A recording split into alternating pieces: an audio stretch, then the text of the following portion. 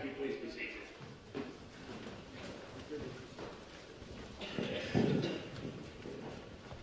Welcome to this budget meeting of Oxford City Council on the 13th of February 2025. Please note the meeting is being recorded for the purposes of public accountability. Please also make sure that all your mobile devices are switched set to silent. Thank you very much. Just before I begin, briefly, I'd like to it's my duty to announce, for those who haven't heard it, the sad passing of former Councillor Frida Anwar, which I was notified of last week. Frida was the first Bangladeshi member of council and the first woman of colour to serve on Oxford City Council, and so I think it's fitting that at our next regular meeting we should mark her passing with tribute from anyone who wishes to give a tribute. With that, let's begin the agenda. Do we have any apologies for absence? Thank you, Lord Mayor. We've received apologies from absence from Councillor Sarge Malik. And I saw your hand up, Councillor Smerton. Councillor Jupp will be here, but will be 10 minutes later. Thank you. Any further apologies? Yes? Councillor Harley is running late. Councillor Harley is running late, thank you. And Councillor Rennan? Yeah, same for Councillor Stevie is running late. Thank you. Good. Moving to item 2, are there any declarations of interest on any item in the agenda? Councillor Ataf Khan. Yeah, we were just going through the advice. I am on Headington Community Centre and Asian Culture Centre Community Centre. So it wasn't sure that whether we have to leave or we have to stay is a non-personal and prejudicial interest.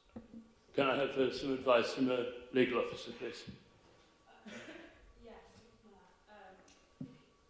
Because the councillors are trustees of community centres, the items for which community centres, Green amendments and the Oxford Community amendment, they would need to leave the room.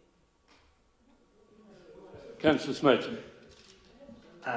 There's obviously people who are, I forget the correct term, but who sit on committees but are not trustees. Is that applying only to people who are trustees? That's right. And Councillor Smith.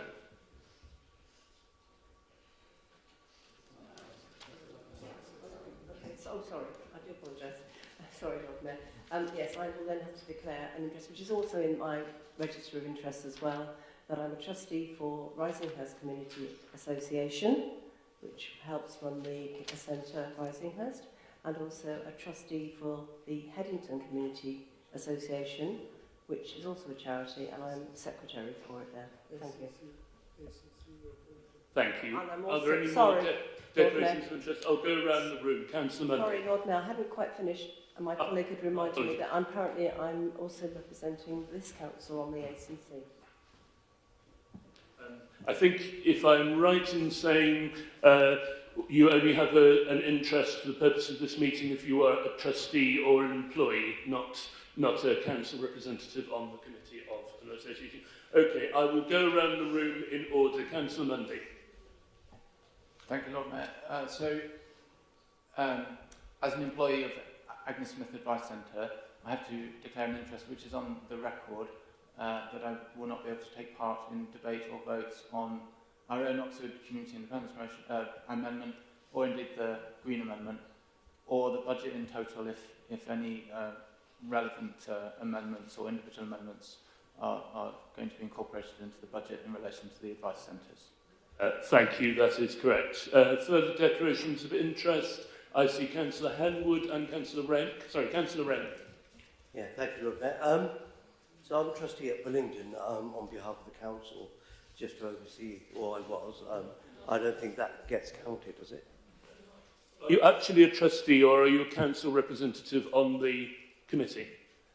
I'm a council representative on the committee. So not a trustee. Okay, in which case you don't have to leave the room. Councillor Henwood.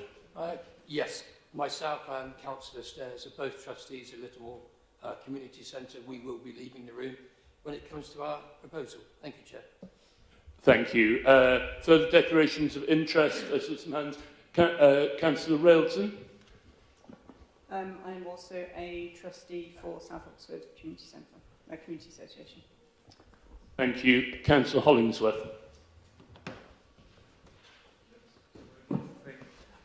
I am a council appointee to the City of Oxford charity. I'm just checking to whether that includes being a trustee or not, but I think it probably does. I am also definitively one of the 2 trustees of the Carfax Allotment Association, so if there's any suggestion that Allotment Association trusteeship is a conflict, then I too will be departing. Legal officer advice, please. It's covered to some extent by council funding. Lord Mayor, it just depends whether or not there is a position of control on the body that's well, there's 2 of us, but we have, yes, I'm not sure what position of control would be in this instance for an allotment association. I'm chair of it, so it's something. Lord Mayor, I don't think that's another register of interest in this. That's not a conflict of interest. Okay, thank you. Okay, Councillor Munkonge. Yes, Lord Mayor, just to declare that I'm a council representative on the Headington Community Association and Rising Community Association, but I won't be leaving the room. Thank you. But not a trustee. And Councillor Chapman. Yeah, just for the record, I'm chair of Elmore Community Services, but I'm under the impression that there is no grant in the present budget proposal for Elmore Community Services, so I will be staying in the room. If anybody wants to disabuse me of that, then I will obviously have to leave. That's what I believe to be the situation. Thank you. Thank you, Councillor Chapman. Councillor Hollingsworth, you've remembered another interest. No, I've managed to open the website of the City of Oxford. All the 6 council appointees are trustees, so that rules all of us out, I assume. Lord Mayor, it would only be relevant if it's an organisation that's subject to amendments or obligatory issues that are going to be partners. I'm not sure if that is relevant to an amendment relating to community centres. Is it just an amendment of the entire budget? Because obviously all the organisations, whether it's allotment associations or whether it's the charities, will be subject to the actual budget which we're about to pass, because that is the entire council budget on everything. So it's not just the amendment, and this is why I'm struggling with clarity here. I believe that in that case it isn't relevant, but I will take a legal advice.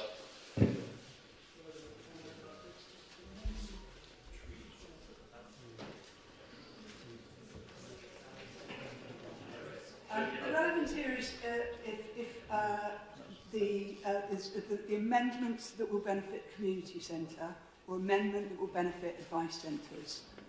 So being trustee of a community centre or organisation which is in general is not an issue of concern this evening. It's just whether the amendments that relate to community centres or the amendments that relate to the advice centres looks relevant. Thank you, Caroline. I see Councillor Arshad.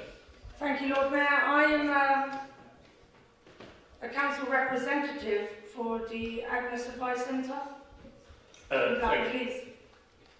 And but you are not in a, I understand, a trustee or a position control on that body, is that correct? Thank you. Councillor Brown.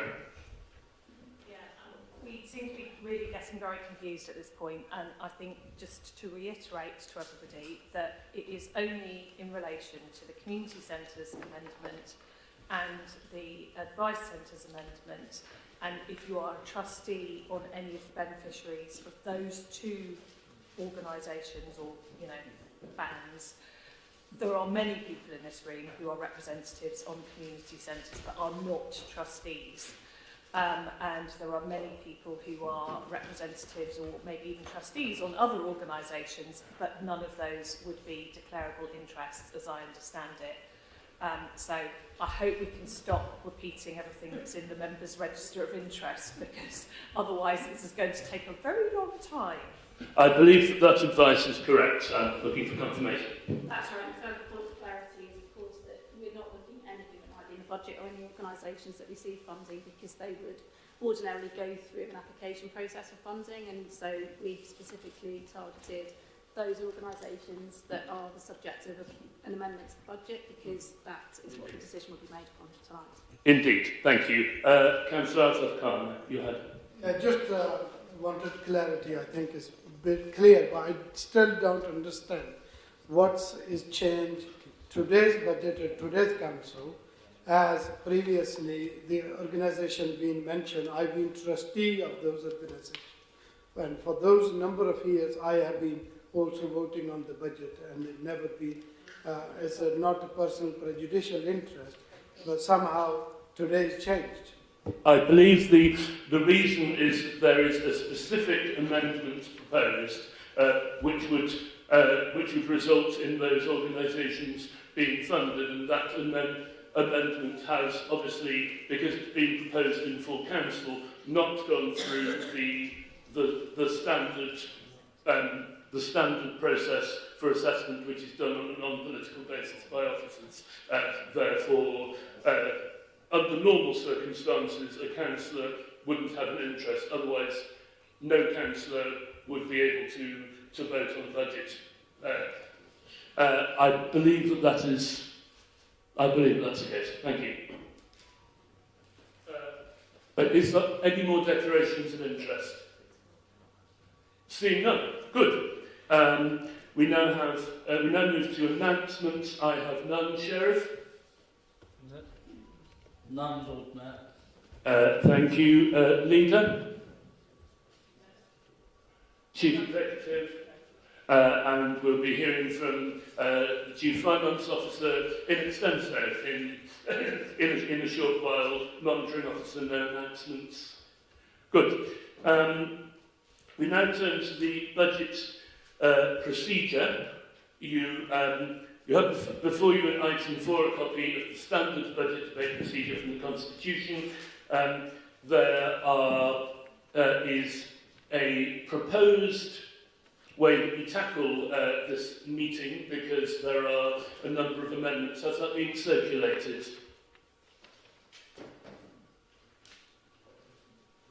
So? It hasn't been circulated. Okay.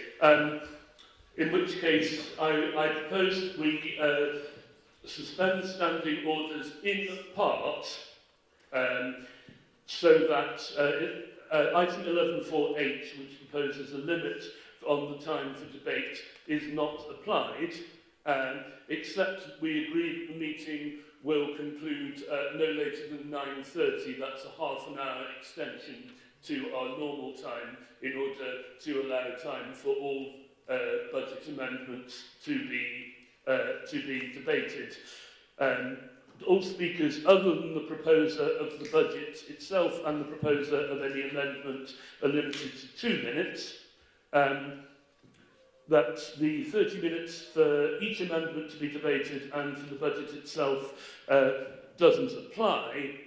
However, since we will have to conclude the meeting on good time, and we will have to give a reasonably fair time to all of the 4 groups' budget amendments that have been submitted, as well as then setting the council tax and doing the remainder of the budget, I do reserve the right to call an end to a debate if its continuing would mean that other groups' budget amendments that are later down the agenda didn't receive a fair time to speak.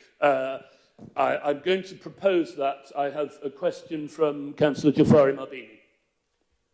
Lord Mayor, with due respect, how will you be able to judge that you have given equal time to each one if we are coming, the time is going and you're trying to give, but the initial ones, for example, there might just be more debate, and as you're going on, you'll be under time pressure to try and end them, so there won't be equity across the board. So how will you address that? That is why, as I said, under this proposal, which I understand has been agreed by group leaders, I would have to, if a budget on one group's amendment seems to be going on for too long, I would have to call it to a close so that the subsequent amendments from other groups would have a fair chance to be discussed. However, that is a proposal which needs to be put to the vote. Sorry? And it also requires a second that I see Councillor Smote. Seconded formally, I take it. In which case, can I see all those in favour? Thank you. Any against? None? Any abstentions? Good.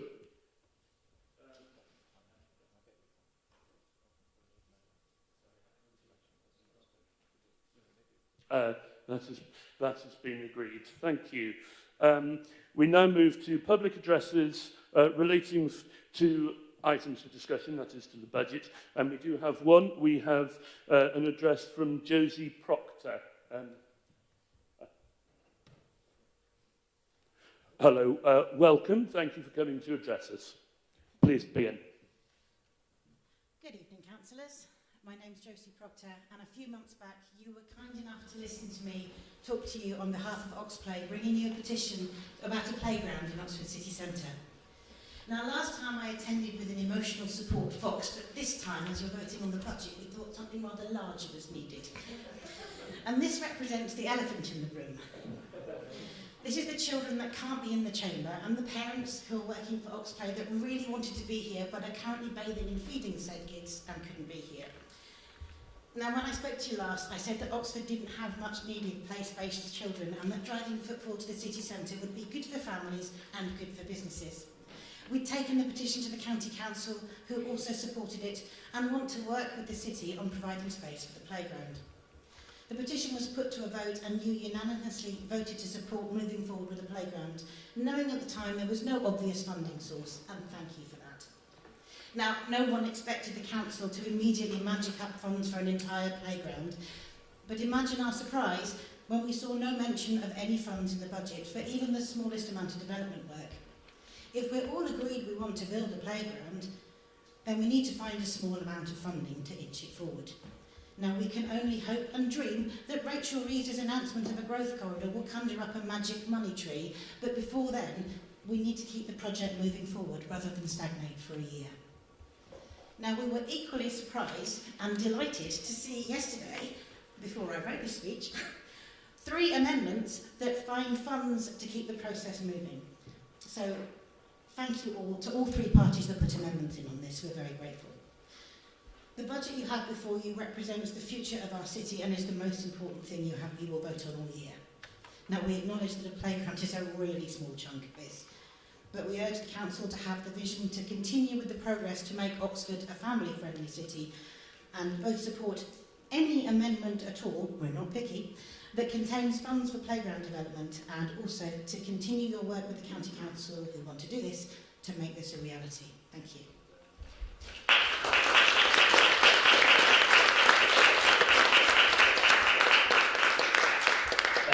Thank you. Councillor Turner, I believe you have a response.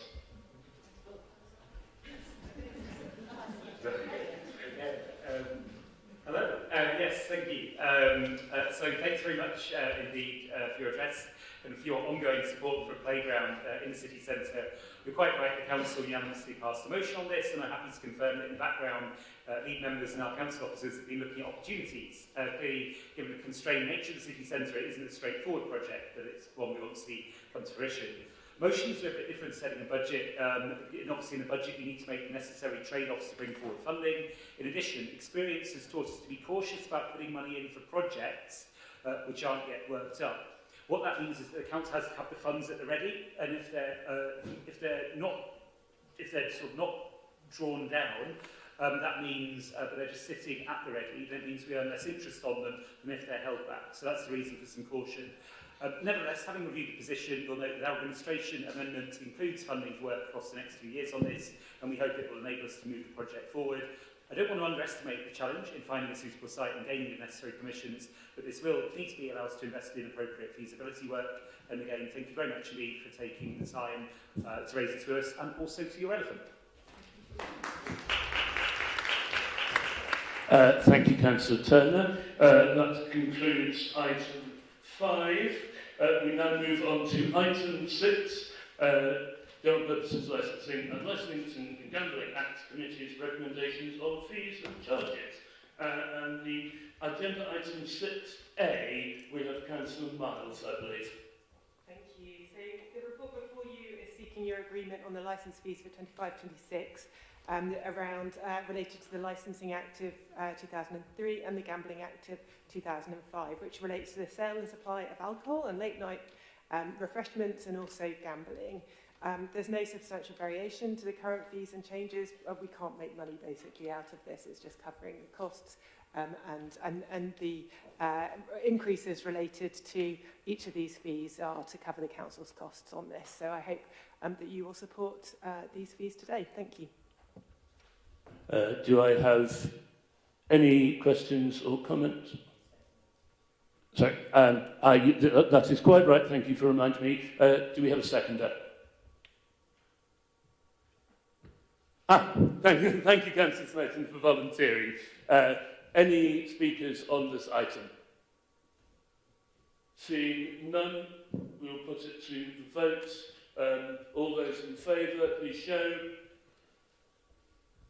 Thank you. Any against? Any abstentions? That's unanimous. Thank you very much. Agenda item 6B is also Councillor Martin.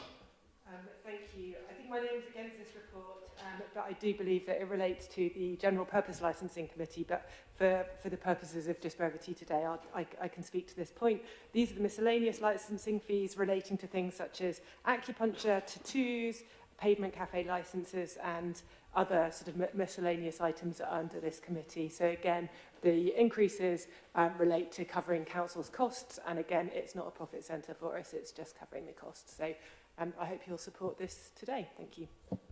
Do I have a seconder? Councillor Mudman.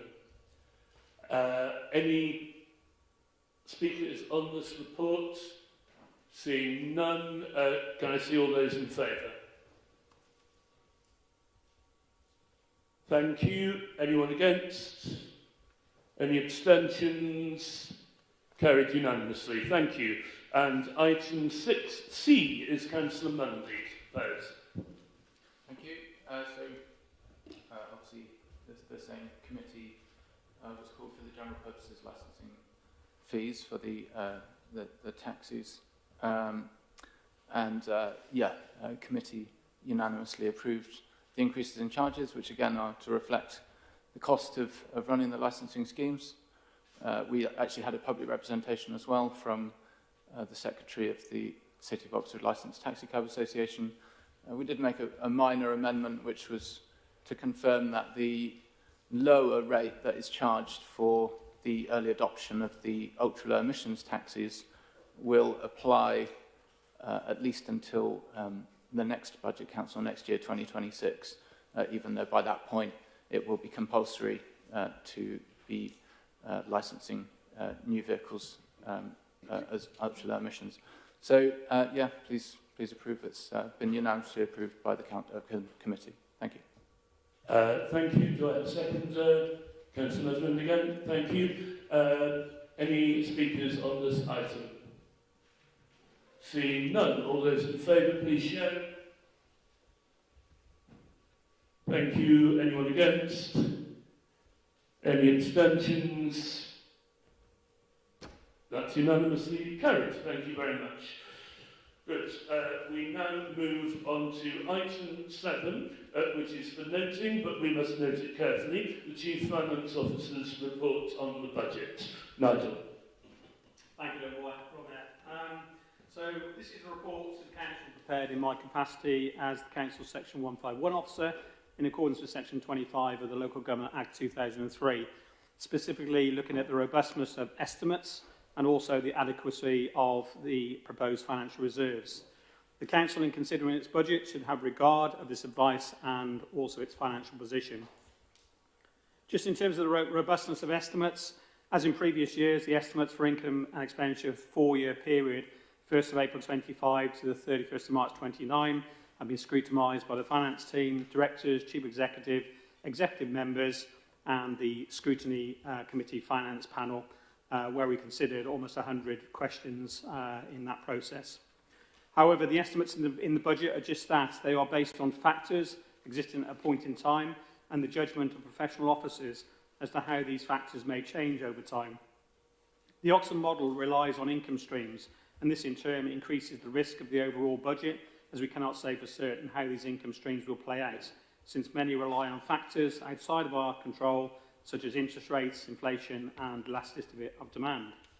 Having overseen the process of my finance team, I'm confident that the estimates provided do represent our best estimate of what these are likely to be in the future and are therefore considered robust. The recent finance settlement from the government was not good for districts. No increase in core spending, and the promised funding of national insurance turned out to be around £250,000 against a £1.4 million increased cost. That having been said, there is promise from next year, 2026, of multi-year funding settlements, although more concerning the implementation of business rates bearer funding. Another issue introduced this year is local government reorganisation.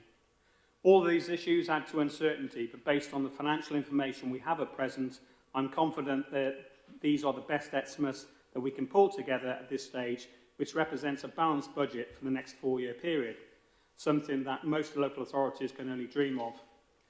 This uncertainty plays into the assessment of the adequacy of reserves. There's no specific calculation as to what the level of reserves is adequate. CIPFA, the local government accounting body, do produce some information which shows wide variation in different local authorities on the amount of reserves held. But in reality, the amount required is a matter of risk-assessed judgment, depending on the risk profile of the individual authority. The Oxford model is inherently more risky than a traditional cost-cutting model, relying on income streams to maintain services. With £19 million in dividends to be delivered from our companies and increased fees and charges and efficiencies rising by another £11 million over the period, this increased risk requires an increased level of reserves to be held. Nonetheless, the Oxford model has served this authority well over the years. This year, the Council has been asked to approve 7 reductions in service provision within the 4-year period, but the budget pressures are such that these currently cannot be avoided, even though I've mitigated this to some extent by the use of £7 million of reserves over the 4-year period, on top of the £1.2 million budgeted for being used this financial year. We do have unallocated general fund reserve of £3.6 million, and in addition to that, earmark reserves are planned to reduce by around 35% over the coming 4 years to around 20-odd million by the end of the period, as they are used to fund the budget gap and also provide financing for our capital programme and other potential budget pressures. Whilst I would guard against any substantial further draw on reserves over the life of the MTFP, I do feel that at this point in time that the reserves are currently adequate to protect the Council's financial position over the 4-year period. Thank you. Thank you, Nigel, and that report is for noting. Thank you very much. We next have the report of the Budget Scrutiny Review Group. Councillor Fry. Thank you very much. Sorry, I thought I was a bit later in the agenda.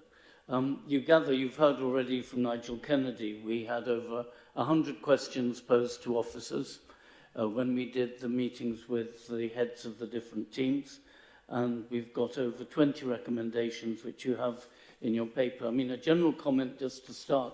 Of course, we're reviewing a 4-year medium-term financial plan, but we have no idea what will be the configuration of the successor body by the end of that period.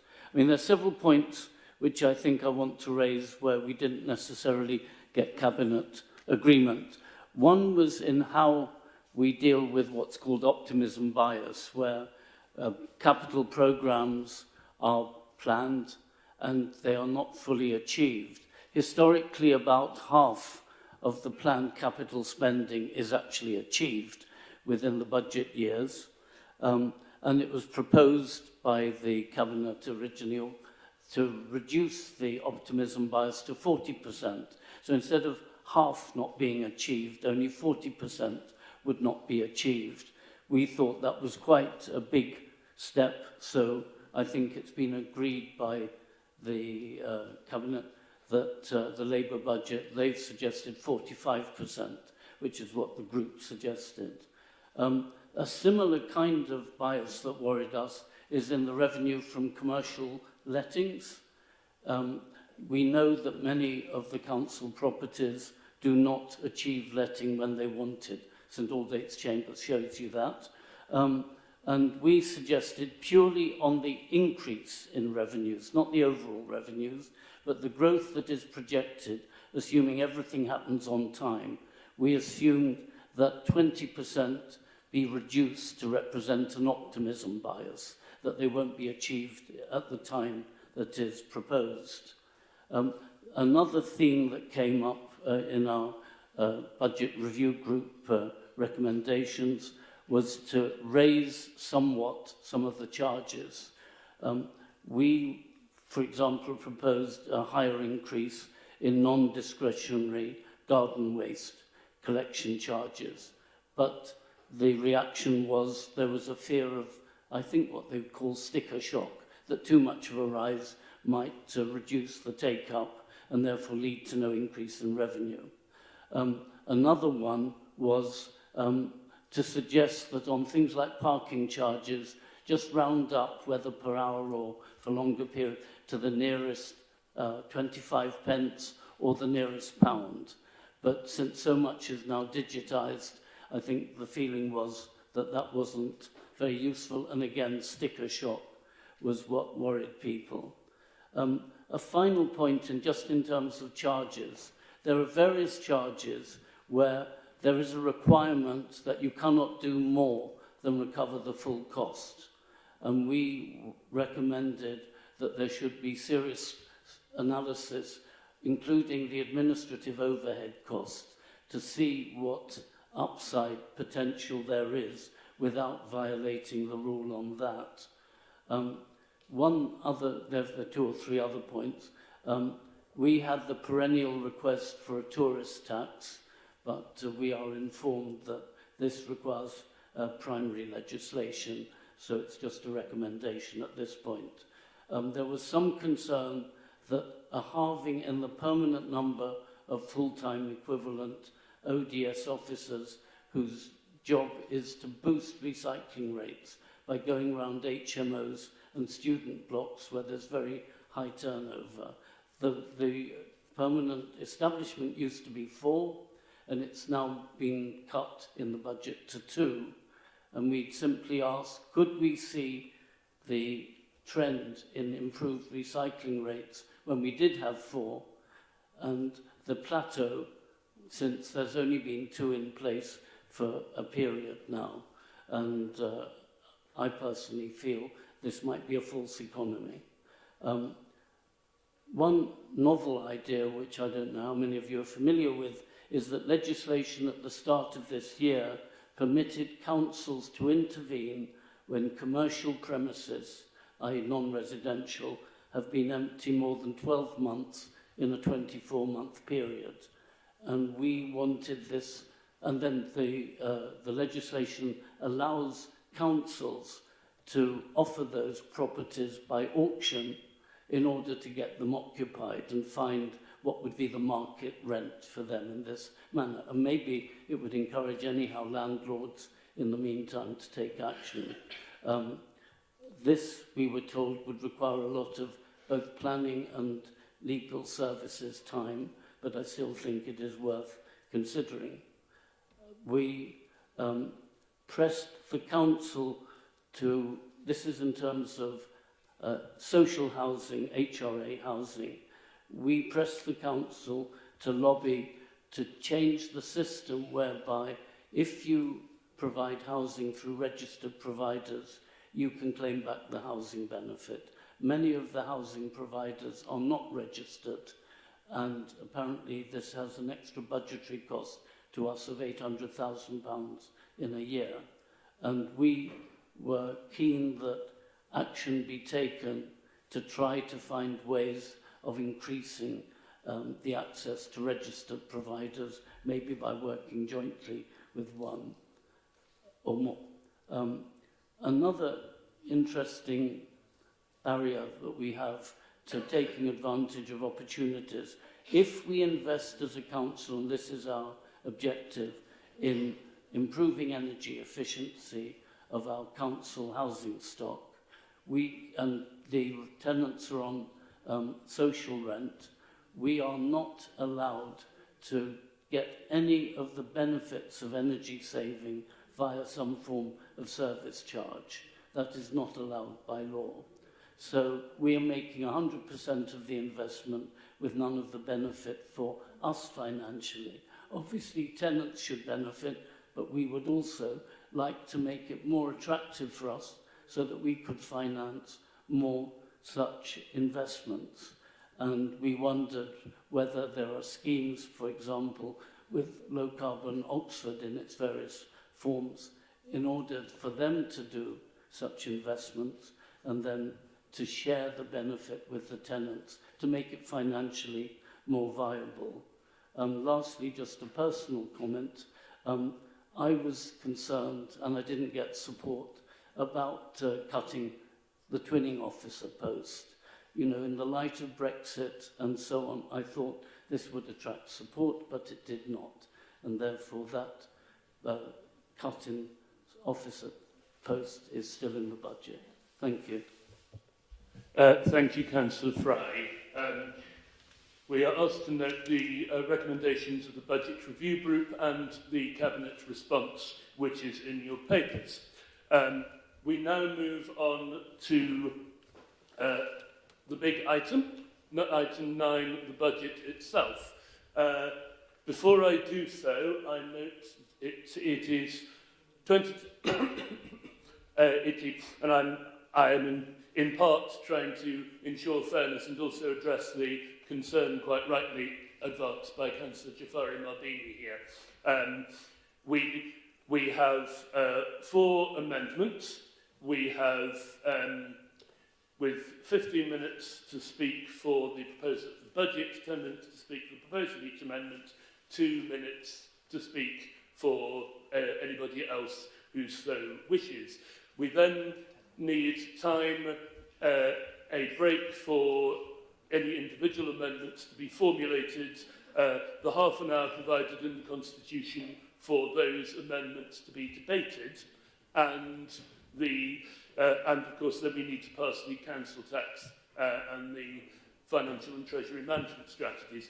That being the case, what I would hope to do, given the time, is have the usual constitutional half an hour of debate on each amendment. And I think that's what we would normally have, and I think that would just about fit in the time available. I don't mind if it's a minute or two more or less here or there, but that is an indicative time that if the debate is getting to half an hour on any particular amendment, I'll call it to a close. That being said, Councillor Turner to propose the administration budget. Yeah, very happy to. Thanks very much indeed, Lord Mayor. Lord Mayor, fellow councillors, in setting a city council budget, we of course don't choose our context. The world in which we live, which already felt desperately sad, difficult, riddled with injustice last year, has worsened in the most appalling way in recent weeks and months. The fiscal climate is very, very difficult. While last year we had a government of Westminster that at times delighted in cutting public services, we have one this year which, while it pledged to fix the foundations and has offered some welcome support, notably around the cost of temporary accommodation, faces an unenviable economic backdrop. In all of this, it would be tempting to sort of give up, to say nothing can be done, to present obstacles as insurmountable, and indeed that's been the response of some councils who simply cut services to the bone. What I'd like to set out to you this afternoon, Lord Mayor, is a different approach, which shows how we can make the best of our circumstances. Forgive me a personal reflection. I'm lucky enough to have a young family, but like all of us who are parents, I'm struck just how quickly my kids grow up, and how before you know it, time's moved on, and things which used to be enjoyable, sand pits, climbing frames, splash pads, become the stuff of happy memories. In those moments, I'm reminded that making a difference now really matters. It matters whether a child has a playground. It matters whether a group can access a community centre. It really, really matters whether a family in need gets support with its council tax. No matter how hard it is, we have to take decisions as a council that make a difference to the lives of all of our communities next year and in the next 4 years. Once someone's missed an opportunity, that opportunity may never return. In making a difference, we're fortunate to have good allies. Let me thank them now. Our council officers, led by Caroline, do a terrific job day in, day out. In this process, I'm especially grateful to Nigel and the finance team, who has ever do a painstaking job putting the budget together, and of course to leaders in the organisation who put forward our budget proposals. Beyond that, though, we owe a debt of gratitude to the entire workforce here at Oxford City Council and in ODS for all the dedicated service, and to your excellent trade unions who represent the workforce so well. Our staff really go the extra mile. I just think of what people do on the front line, supporting rough sleepers on cold nights, or gritting the roads, or helping out for many hours, even days on end, in extreme weather events. And in a time when some elements delight in trashing the public sector and what it stands for, we only have to look across the Atlantic for that, we salute your public service values, your commitment and your hard work. I'd also like to thank Finance Scrutiny, led by James, for the input on the budget and also for the healthy challenge all year round. Our approach to the budget, as Nigel said, the Oxford model, means we've been able to avoid, for the most part, the cuts, but we have a higher level of risk to deal with, and so robust challenge is absolutely essential, and that's what you provide. So what was our starting point this year? For me, the presentation of the results of our residents' survey really hit home. It was good that satisfaction with council services went up, but beneath that, we saw a desire that we focus on getting the basics right, with things like parks and open spaces and the cleanliness of streets being really important. I've got to be honest, when I took an ODS manager around Rose Hill to look at the state of the local environment, we both agreed that when it came to the jungle-tastic verges and the amounts of litter, we really had to do better. We know some communities, indeed some councillors, really step up. I'm a bit surprised that Councillor Tino and Councillor Arshad haven't turned up in high-vis litter-picking gear today. But as a council, we really need to take the lead. And that here is what we're doing. On top of the day job, we're proposing an additional cut for verges in Oxford, more litter-picking in parks, a new responsive graffiti removal service, and a new bin cleaning service. I welcome the government's extra investment in pothole repairs, and along that, I'm very glad we're proposing to increase the gritting of pavements and cycle paths. It just doesn't make sense that some of the most vulnerable road users, pedestrians and cyclists, have less protection from slippy conditions than do motorists. I also welcome the agreement between three groups about the importance of other works to make pavements work better for those on foot. I think this is a good example of something about which we agree. I'd also gently make this point.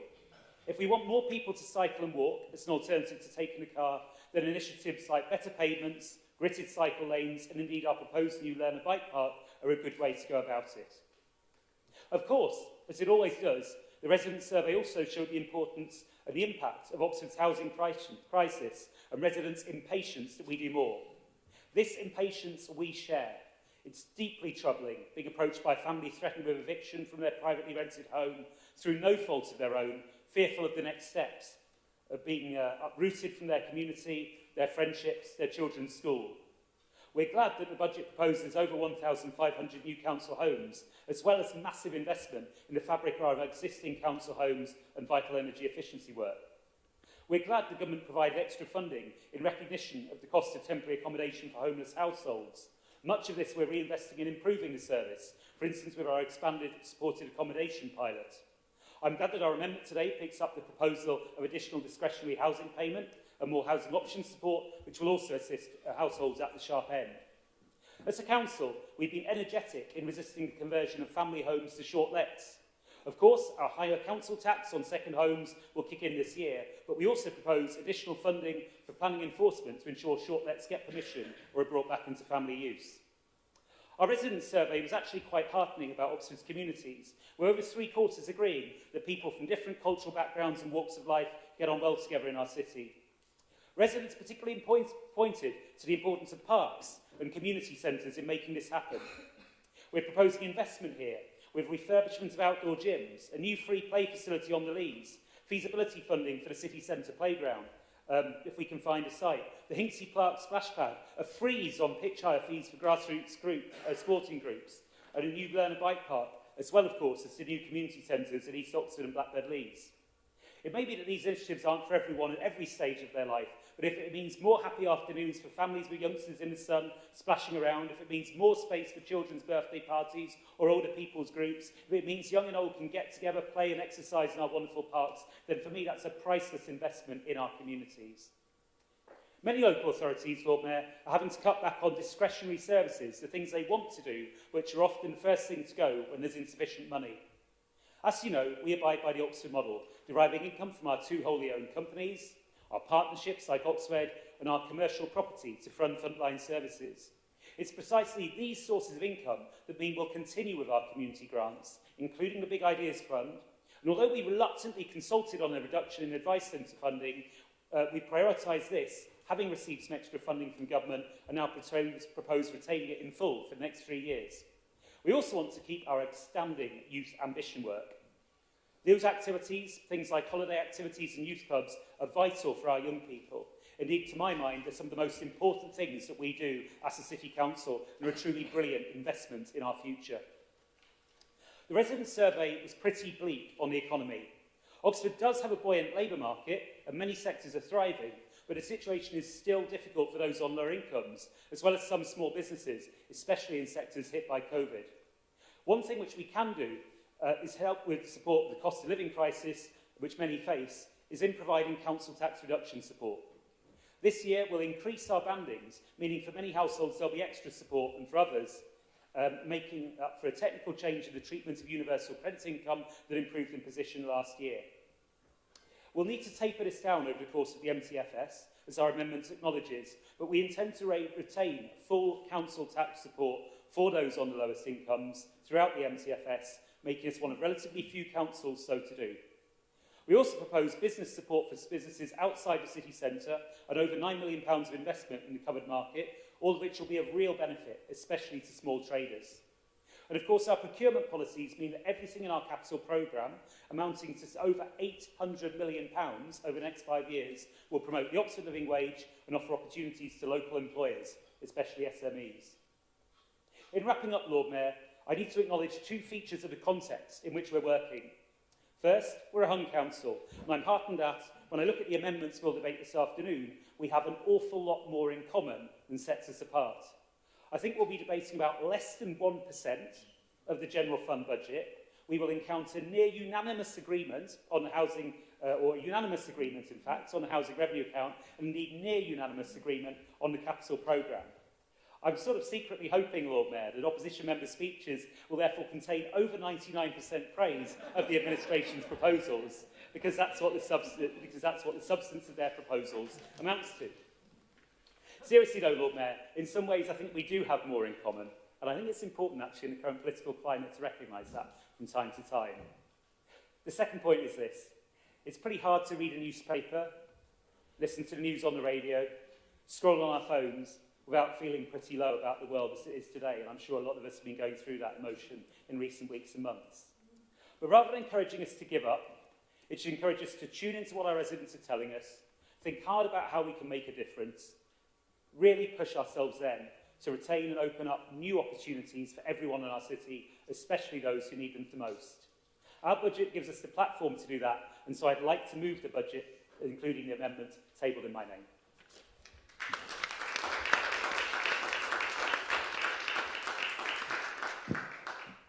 Thank you, Councillor Turner, and thank you for taking significantly less than 15 minutes. Councillor Brown to second. Yes, at this stage I will formally second and reserve my right to speak. Thank you. Thank you. The budget being proposed, we now turn to the amendments in order. Amendment 9B, Councillor Smoten. Thank you, Lord Mayor. Councillors, at the heart of the Lib Dem budget amendment is a fix to a significant error in Oxford's council tax reduction scheme.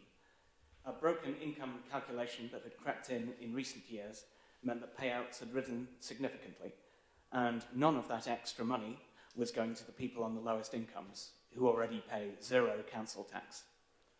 Some households with high enough income to be completely ineligible for tax relief according to the rules were mistakenly being charged zero. That has been costing this council hundreds of thousands a year, and the county millions, at a time when we have seen repeated cuts in this council and across local government. There is no sense playing the blame game about how the error occurred to begin with. The origin could be technical, it could be human. Mistakes happen, and scapegoating makes errors in the future more likely, so let's not. The real questions are a technical one about what are the audits and the cross-checks that might have revealed this earlier, and I'm certain that the Officer Corps will be doing that work. And most importantly, the political choice. Now that we know the full information, what do we do now? I was surprised to see that the original administration budget recouped only about a quarter of that lost money and poured the rest into a radically enlarged reduction scheme. I don't believe in normal times this council would have voted for a major giveaway, especially one that can't help those who are earning the least, as I say, already on zero tax, at the same time as cutting back on services. So why would we adopt that stance as a result of a mishap? Our amendment returns the level of support that has been consensus across this council for years. I am therefore very glad that the administration have adopted the spirit of our recommendation earlier this evening, and that lost money will be recovered and reinvested into public services, albeit more slowly than we would have done in our amendment. That money is going to allow us to boost discretionary housing payments, and they do go absolutely to the people in the very greatest of need. That money will allow us to increase our work in homelessness prevention. It will allow us to double down on getting Airbnb-style shortlets back into use, housing our residents. It will allow us to fund development of a city centre play space that gained unanimous support from this council earlier this year, and which we heard about just a moment ago. It will allow us to improve the walkability and wheelability of our city, and to develop smart parking charges that distinguish the most dangerous and damaging vehicles. Thank you to the administration and to Councillor Turner in particular for taking these recommendations on board. I look forward to working with Cabinet to ensure their delivery. Thanks are also due to our Green Party colleagues. Our budget had previously assigned money specifically for pavement improvements. Theirs went for walkability and wheelability in a more general sense. That is better. I'm very glad to have taken that improvement on board. Finally, thank you to Nigel Kennedy and to the many officers who've contributed and provided advice and information that has helped us to put this budget amendment together. And of course, those who ferreted out and fixed the tax reduction mishap in the first place. Lord Mayor, the vast majority of the Lib Dem amendment having been accepted by the administration earlier in this evening, I therefore decline to move an amendment. Thank you, Councillor Smelton. That amendment 9B is therefore withdrawn, and I don't need to ask for a seconder. We therefore move on to agenda item 9C, Councillor Jarvis. Thank you, Lord Mayor. And I'd like to start by echoing Councillor Turner's comments regarding the work our officers do, and particularly for their work in the compilation of this year's budget, particularly in the challenging context that local government finds itself in at the moment. I'd also like to thank the administration for the changes that it made between the budget that went out to consultation and the final version that was agreed by Cabinet is before us today. Our amendment would certainly have been much more extensive had it not been for those changes that were made. And I'd also like to acknowledge the approach the administration has taken in incorporating opposition groups' amendments, as has already been discussed, which I think shows an important recognition of the importance of working collaboratively in the current context. And the revised amendment, which you all have on your tables in front of you, takes these changes into account. So in light of all of that, the amendment that the Green Group has put forward is relatively modest, and it focuses primarily on providing funding for projects which this council has previously supported through motions, but which have not been prioritised initially in the administration budget, alongside reversing some savings proposed in this year's budget and indeed in previous budgets. So in short, we are proposing to allocate £200,000 per year in the first 2 years of the MTFP for infrastructure to make Oxford more walkable and wheelable, This follows the motion that was agreed by this council on making Oxford a more walkable and accessible city in November 2024, and we create a fund which could be used to create new infrastructure such as benches, water fountains, public toilets and all the things we have previously discussed, as well as improving existing infrastructure, including pavements. The amendment would reinstate Advice Centre funding in year 4 of the MTFP, which is removed by the administration budget, and add additional funding for advice centres in every prior year of the MTFP as well. And finally, would restore the remaining £24,000 per year, still proposed for cutting in the revised administration budget.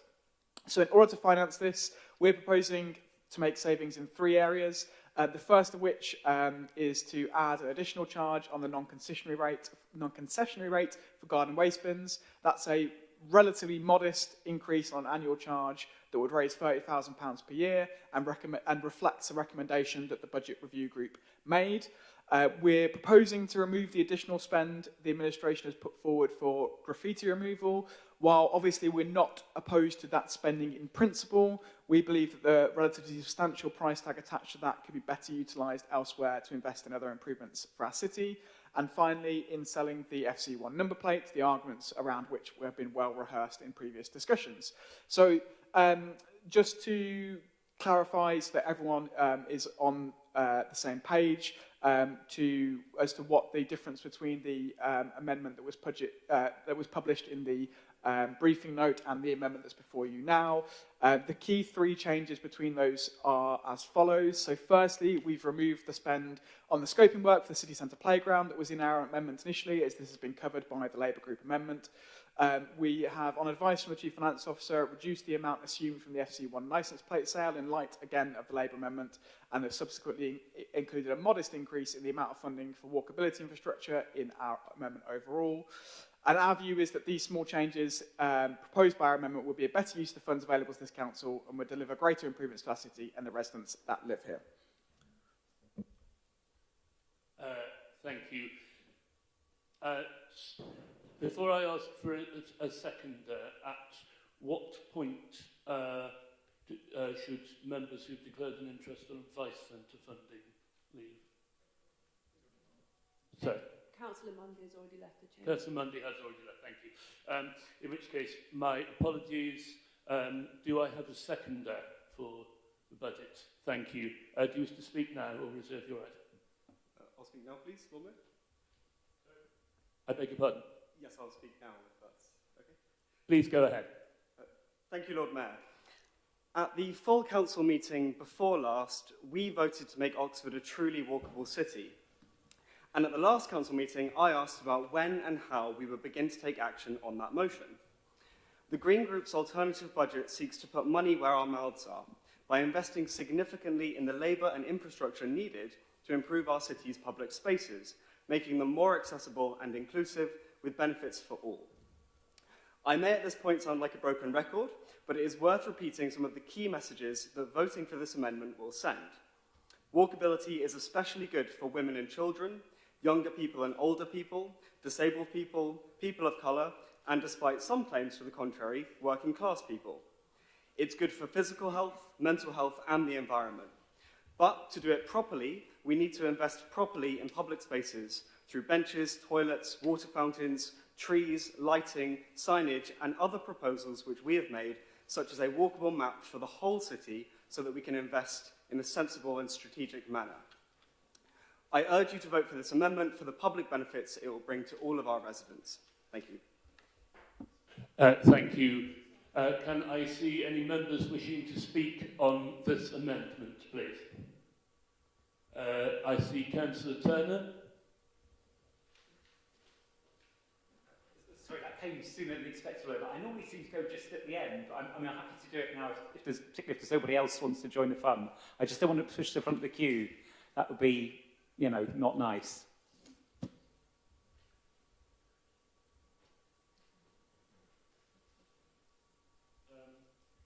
In which case I saw Councillor Rehman and then Councillor Goddard.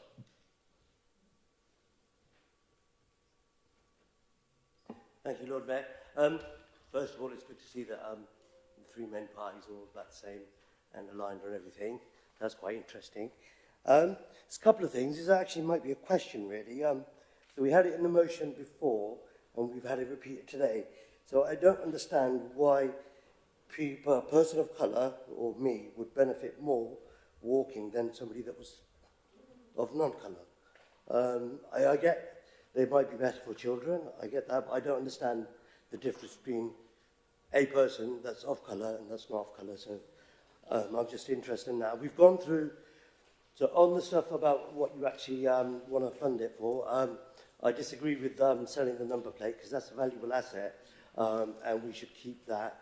And the money that you're spending on at the moment, or the things that you intend to spend it at the moment, I think is more wise to keep the crown jewels at the moment. So I can't agree with that, but generally, it's much of a muchness really with the other budget. So I can't support all of your budget, but thank you for at least having slight difference to the other two. Thank you. Councillor Goddard. Thanks very much, Lord Mayor. Just a few fairly brief comments. I'm reminded, in view of the amount of agreement which has been identified, or apparently identified here, of what I gather, I think possibly the Tory group leader said in the county budget debate on Tuesday, about the budget which was eventually put through, which was, this isn't a bad budget all told, but I'm going to abstain on it, which seemed slightly self-contradictory. And I think my immediate reaction to what we've heard from the Green colleagues is yeah, you know, 7 out of 10, 8 out of 10, something like that. On things such as getting rid of the Lord Mayor's limousines number plate, FC1, it does feel like we've been trying to shift that for years. So maybe this is the year which we'll finally manage to do it, who knows. On other matters, to take one in particular, which I know is of concern to myself and to a number of colleagues, we hear what you're saying on the matter of graffiti removal, on whether or not that's a good way to spend money. And broadly speaking, we can see where you're coming from on that. But of course, although we know this is not what's proposed, we must make sure not to throw out the baby with the bathwater. We have certainly had in Wolfgate Ward a number of recent examples of not just any old graffiti, but of offensive, and I would say dangerously offensive graffiti. We obviously need to make sure that the city remains in a position to deal with that kind of thing and to deal with it efficiently and to deal with it quickly. So just a few things to keep an eye on, but as I say, yeah, could be worse. What's the conclusion? Councillor Ottino. Yeah, I think in terms of walking, we made it clear in that debate that much of that responsibility lies with the county council, and that's the council that you're in control of. And certainly for the residents that I represent, having HEs overgrown footpaths outside primary schools, having verges so long that they don't feel they can barely walk outside their house, having a bus route moved to 40 mile an hour Grenoble Road with no safe crossing, and the route that ran round the estate, past old people's homes, lost. That's all down to you. So I think some of the people I represent, they're very clear that they want their estate to look nicer, and therefore prioritising things like clearing up graffiti are more important. Thank you. Yes, please. Just a couple of quick things to note. Firstly, I think we might have a couple of actually technical issues. One of which is that the Lib Dem amendment and the sort of Labour cover version of the Lib Dem amendment featured a line, revenue consequences of sale of unused assets, one of which is the FC1 plate. So the version that we've got, the printed version, I apologise for not picking this up earlier, the printed version we got in front of us sort of takes the remainder of the capital from that, but you can't have the revenue consequences at the same time as also having the capital, if you see what I mean. So we'd have to forge another number plate and sell that one as well in order to get the full result. The other technical matter is not a technical conflict, but is a duplicate of moral purpose, which is that, again, the amendment and its accepted version features this fund for walkability and wheelability, and then that's, of course, being done again. Of course, we can put 2 batches of money into that and do it more. That's absolutely possible. I'm just noting the duplication of purpose, there isn't a reason that you can't technically do that. On the question, of course, of whether to support the amendment, on the whole, personally, for me, the animating issue is whether we want to defund the graffiti removal line. Personally, I'm disinclined to do so. I know it's not the most important thing in the world, but it is important, and feeling like one lives in a well-kept place is important. So, for that reason, I won't be supporting it today. Thank you. Thank you. Councillor Powell. Thank you, Lord Mayor.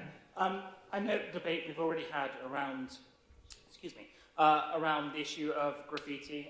Note what Councillor Goddard, Councillor Smerton and Councillor Ortino have already said.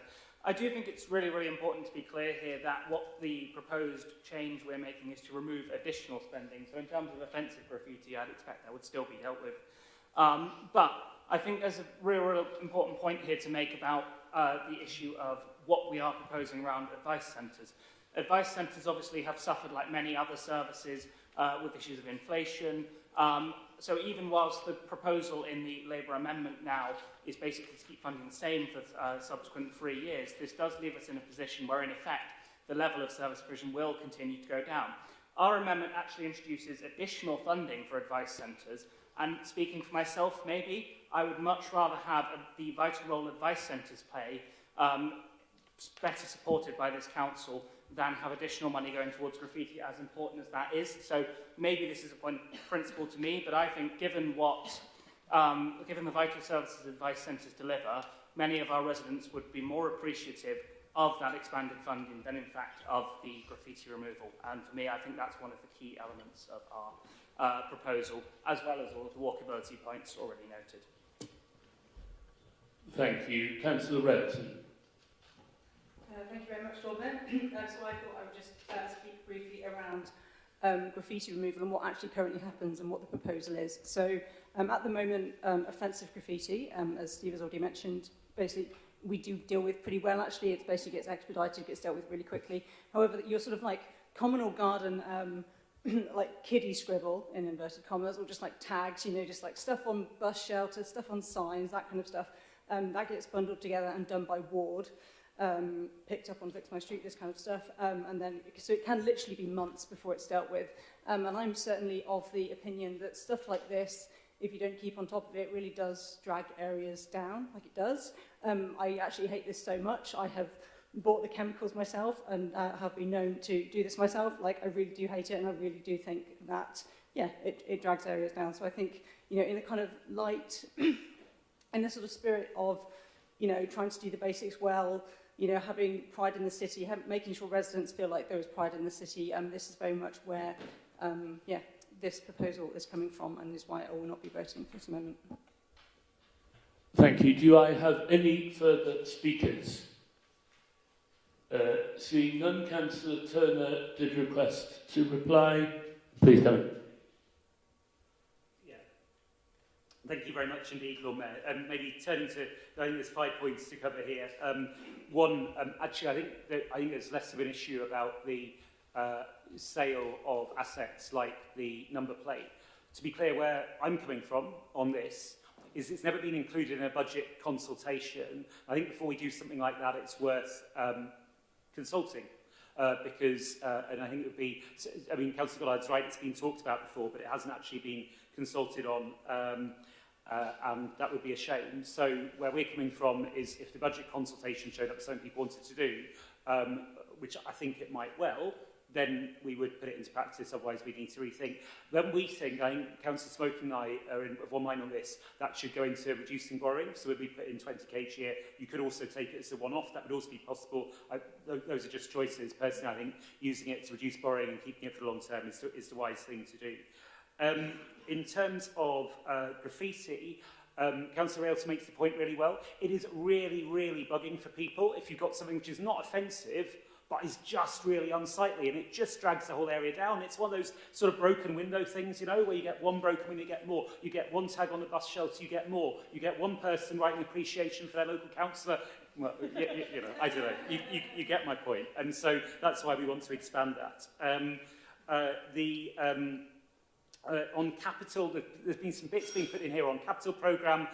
we're trying to wean ourselves off putting random bits in the capital programme until there's a proper scheme worked up, which is the reason why we put this stuff in as revenue, because there's a tendency sometimes then for stuff not to come through, then we get the capital programme slippage. That's why we've been a bit self-disciplined on that and allocated the money as revenue, but it might be in future we can capitalise the pavement expenditure. Councillor Ottino made the point really well, that I think on walkability, as it's called, not a word I Can I ask you to wind up, please? Oh, sorry, I thought that was 1 minute ago. Apologies. Walkability, we need to work with the county. And then last year, on advice, we put in the first 3 years, let's work with the sector to run it more efficiently. And let's use the money got in the budget by the County Labour Group at County Hall last year. Thank you. Councillor Jarvis, right of reply. Thank you, Lord Mayor. Is it 2 minutes I have, or is it still 3?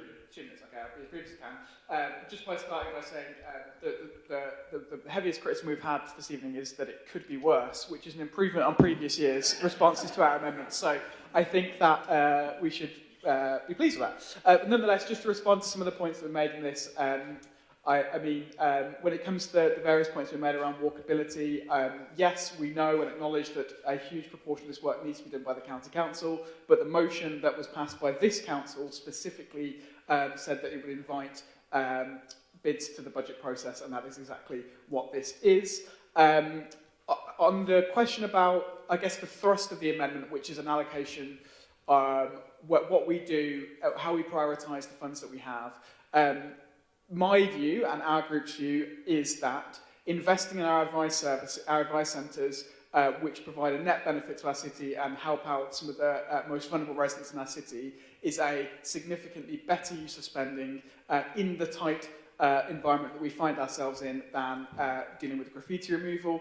I must say, I kind of wish that Councillor Morris was providing this summation rather than me, because as the criminologist would no doubt be wanting to say many things about the idea of broken windows theory and its continued debunking in academic circles. I'm assuming Max is nodding vigorously behind me. And so I just thought I'd put that on the record that yes, whilst it would be nice to spend that money on graffiti removal, we think it'd be better spent on advice services centres, and so therefore I'd encourage people to vote for this amendment. Thank you. Can I therefore see all those in favour of Amendment 9C?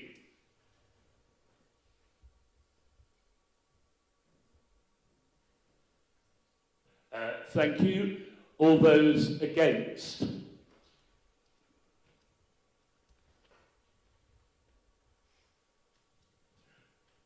abstentions? Thank you. The amendment falls.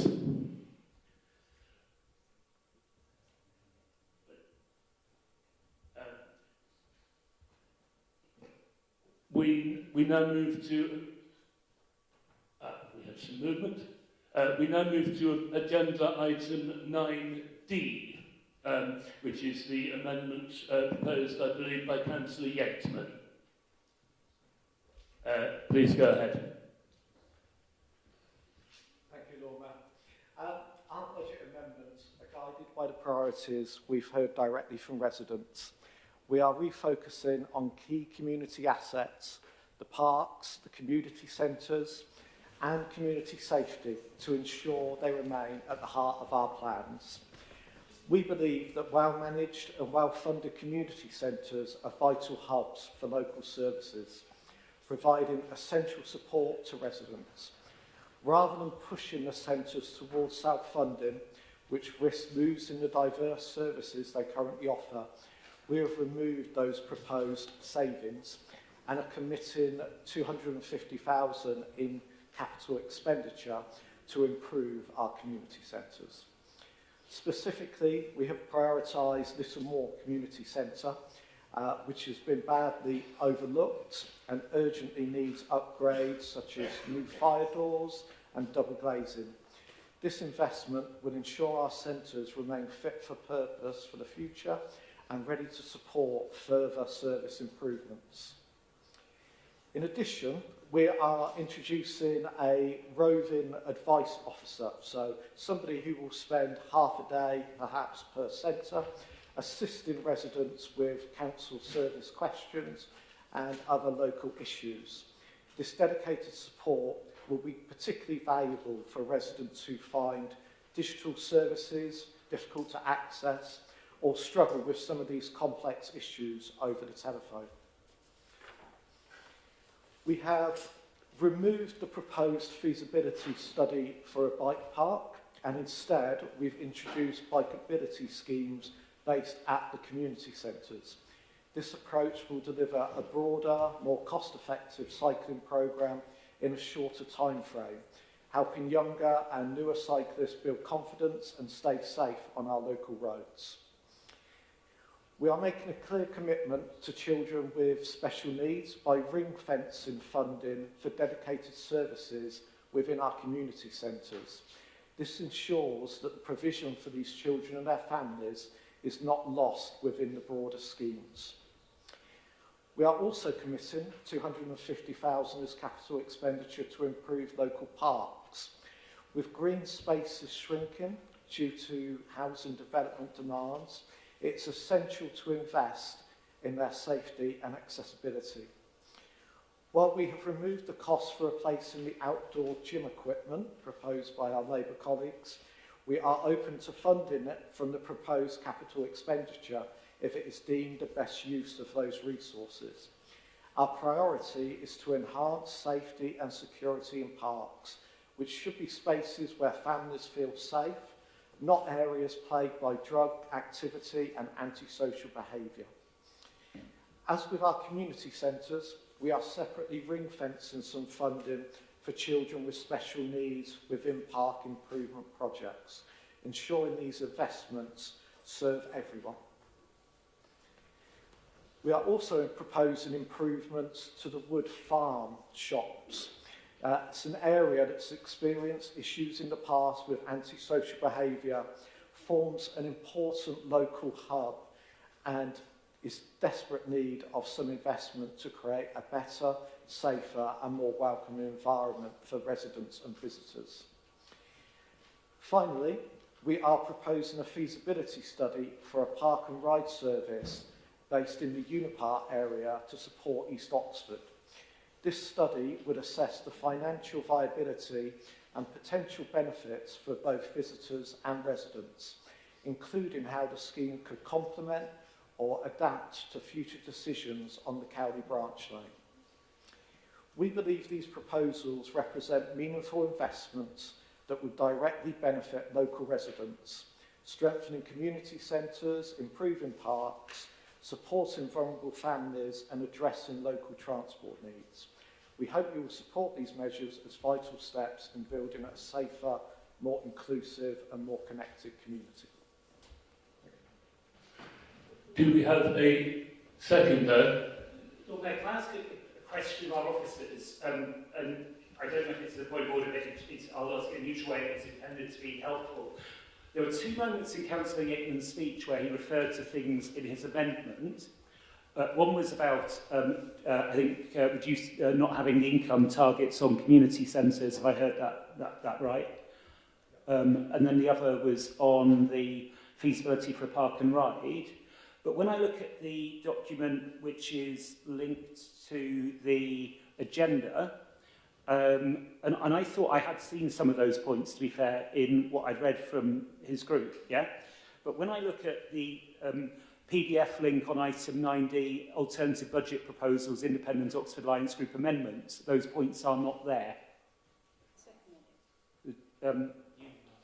Yeah? Well, I mean, I just literally downloaded the link. They appear to be there in the version that I've got in front of me. Can officers clarify?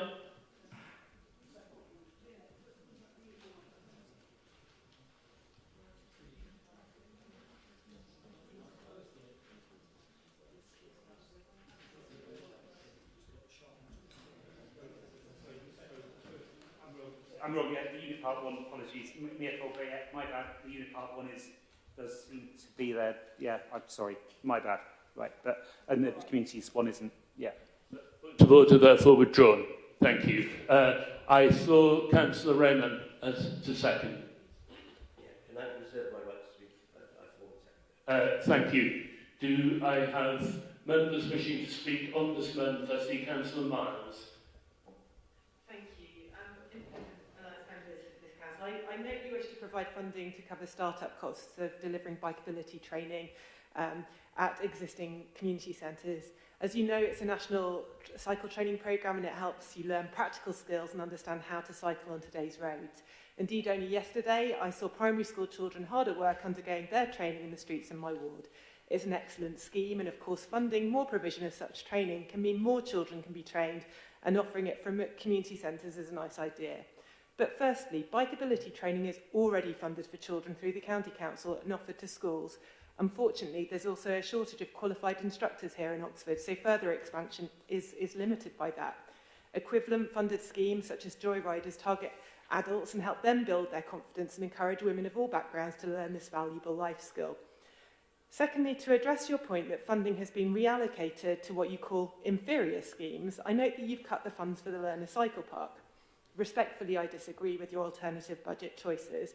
I and my Lib Dem colleagues have long championed the creation of a learner bike park in Oxford, and early investigations into the feasibility of this was something that received cross-party support with Labour and Green colleagues in the Chamber. And we're really pleased to see that this came forward from Councillor Railton and colleagues in the proposals.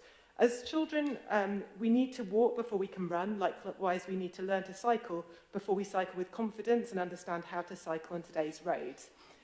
You've removed funding from a learner bike park, which would enable children and adults to learn to cycle off-road in an environment that builds their confidence, replicating the successful model in Farringdon. It's going to be a valuable infrastructure for our city that aspires to be a cycling city, and it complements bikeability schemes. So, I think this is really important. Secondly, if we want our city to be more walking, cycling friendly, we need to ensure that we're also gritting the cycle path. So just with that, I just want to say that I will respectfully not be supporting your amendment. And rejected as well. Sorry.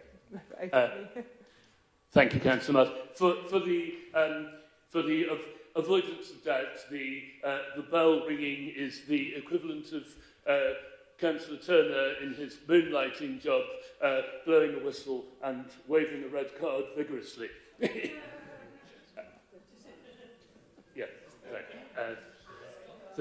30 seconds before the end, I am told. Thank you. I saw Councillor Chapman, Councillor Linda Smith, Councillor Jafari Mabini.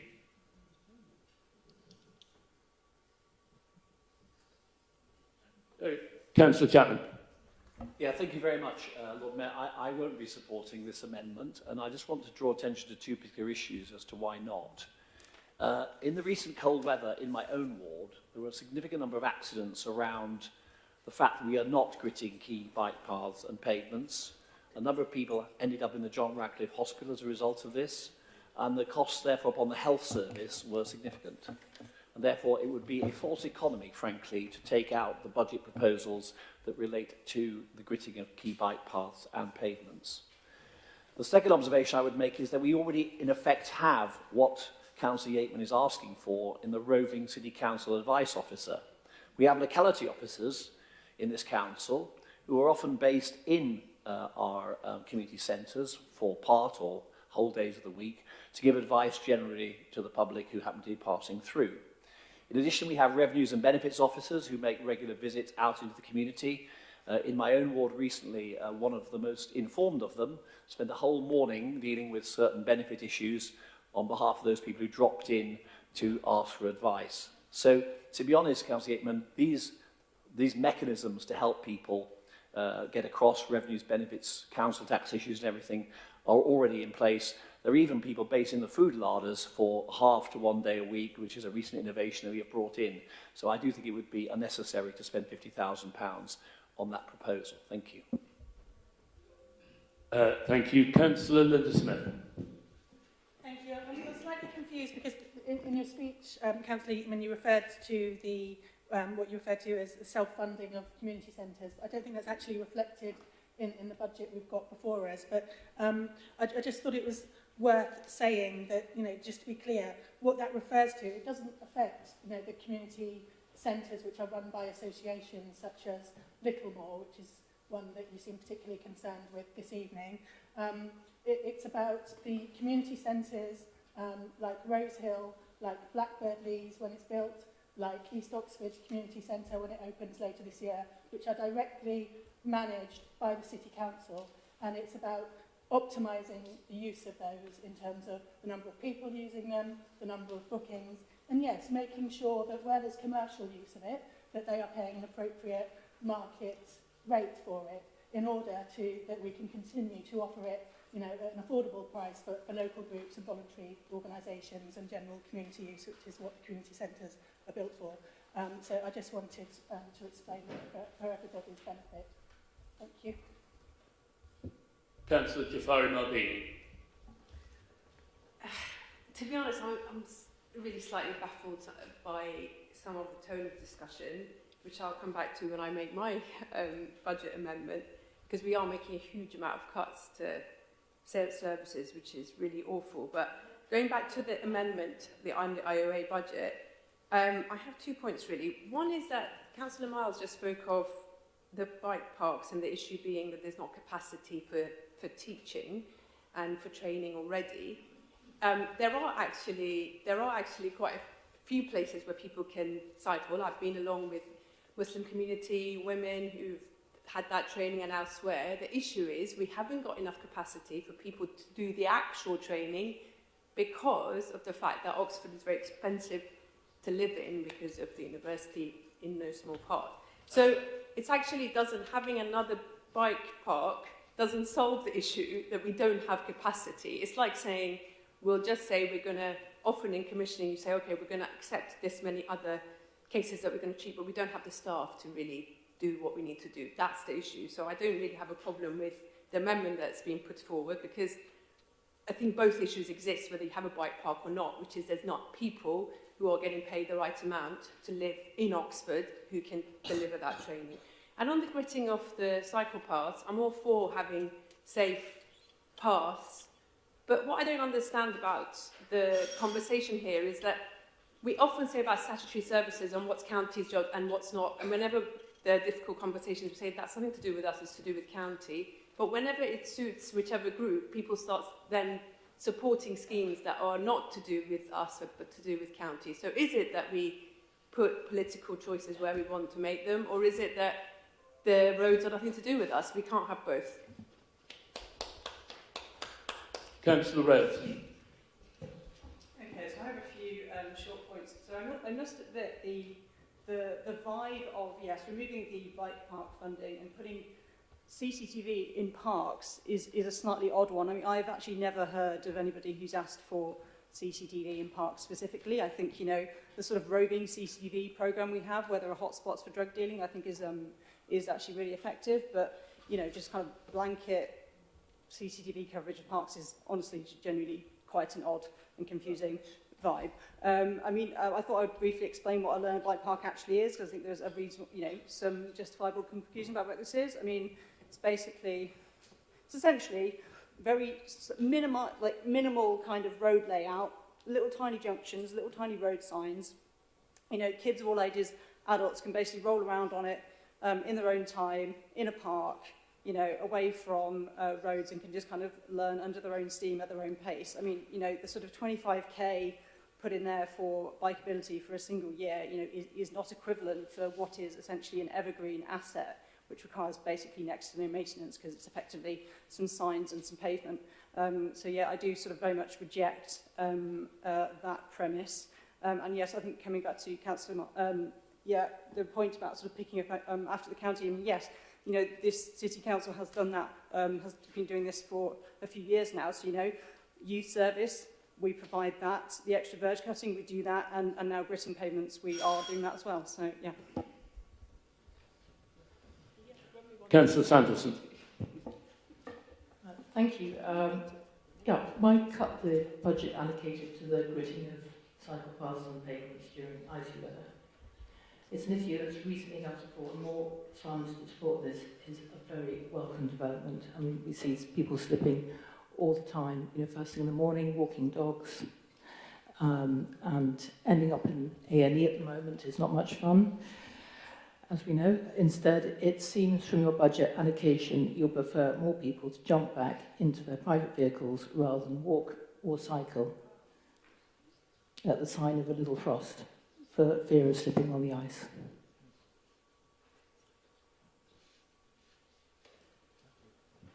I'm not finished. And tackling health inequalities is vital in Oxford too. We know that people in the poorest neighbourhoods of our city are experiencing worse health than our more affluent areas and are dying younger from avoidable conditions. Other forms of exercise are also needed, and that brings me on to the cuts to replacing free gym equipment in the short term. Outdoor gyms have the potential to increase physical activity and improve selected fitness and health-related outcomes. So we need to invest in people's health through preventative measures now, not tomorrow. Thank you. Councillor Turner. Thanks, Lord Mayor, and apologies for my oversight earlier. It was only partial oversight because I'm sure there is no amendment on community centre income, but Councillor Smith's addressed the principle. There is one on Park and Ride I'll come to. So, I mean, a few points, if I may. One thing which I find a bit puzzling is the line about community centre works, which has led to half the group leaving council, because these are referred to as being urgent, but they're then put in year 4 of the capital programme. And certainly as your council lead on assets, I'd be quite concerned if there are urgent works which are being deferred to year 4. I think there may be some assumption that there's no other money allocated for community centre maintenance, and we'd always like more. But I would point to the 4.25 million line in the capital programme for works to our portfolio of property. I'm also puzzled by, I mean, I appreciate the references in the mover's speech to parks, but it does seem a bit of a shame, therefore, to be replacing outdated outdoor gym equipment, which needs doing now, in year 4, rather than year 1, and putting it back. The only other point which I wanted to address a little bit was around the feasibility about the park and ride in or near the vicinity of Unipart. I mean, I'm not wild about spending 40 grand on feasibility where we don't know where a car park might be. And my suggestion in any event is if this relates to the very significant project of the Cowley branch line, car parking arrangements need to be wrapped up there, not a one-off piece of work putting away council taxpayers' money now. Councillor Brennan, you reserve your right. Thank you, Lord Mayor. Yeah, I think you've got the gist of this budget, amended budget proposal. It's all about community. A couple of points that people have said, people have commented that things are already being done now. It's evident they've not been being done enough or good enough. So we need more officers to go out to the community.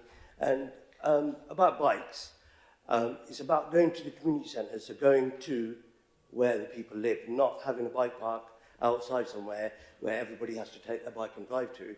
If you go to the local hubs, to the community centres, that's where the children will create community, and that's where they'll learn. It'll be much easier to do that. The funding around community centres is really important because we've invested, as a council, Bullingdon's only a few years old. We're now investing in Blackbellies and in East Oxford, and we're spending a substantial amount of money on those.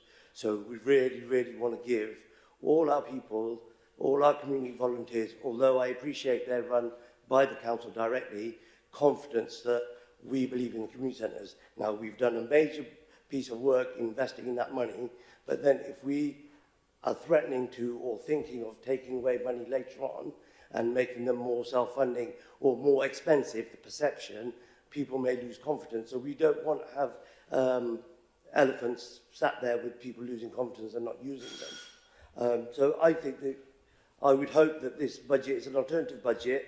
It's a community-led budget.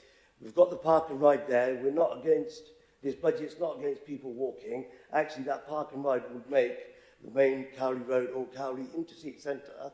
The idea is that people come from villages on the outskirts, and instead of driving all the way down, they can park and they can use buses. The Cowley branch line's pie in the sky at the moment. this is a short-term alternative to reducing traffic. So it is worth having a look at it now, because it may be a benefit, and I think that it's really important that it's not all about... could you wind up, please, Councillor? Thank you, Lord Mayor. It's not all about you're for motorists or you're against. This budget is for the people of this city, it's for everybody. Thank you. And finally, Councillor Yateman to reply. Yes, Lord Mayor. In terms of the bikeability, this is across a 4-year period. So, yes, there may be challenges, but it's across 4 years to kind of address some of those.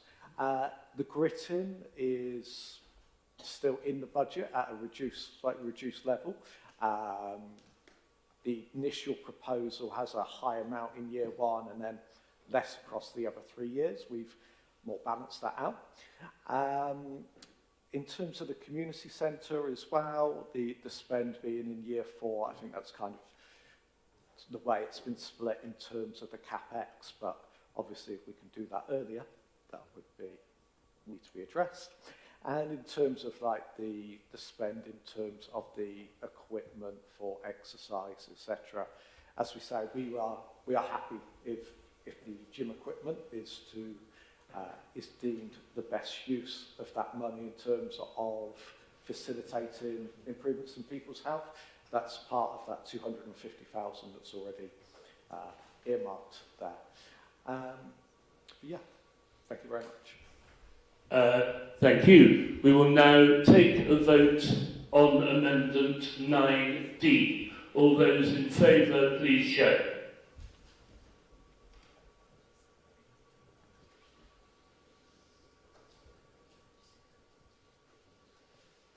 All those against?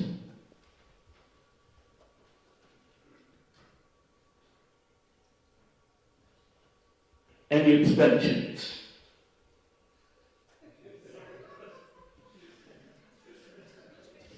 Thank you. The amendment falls. We therefore move to agenda item 9E, which...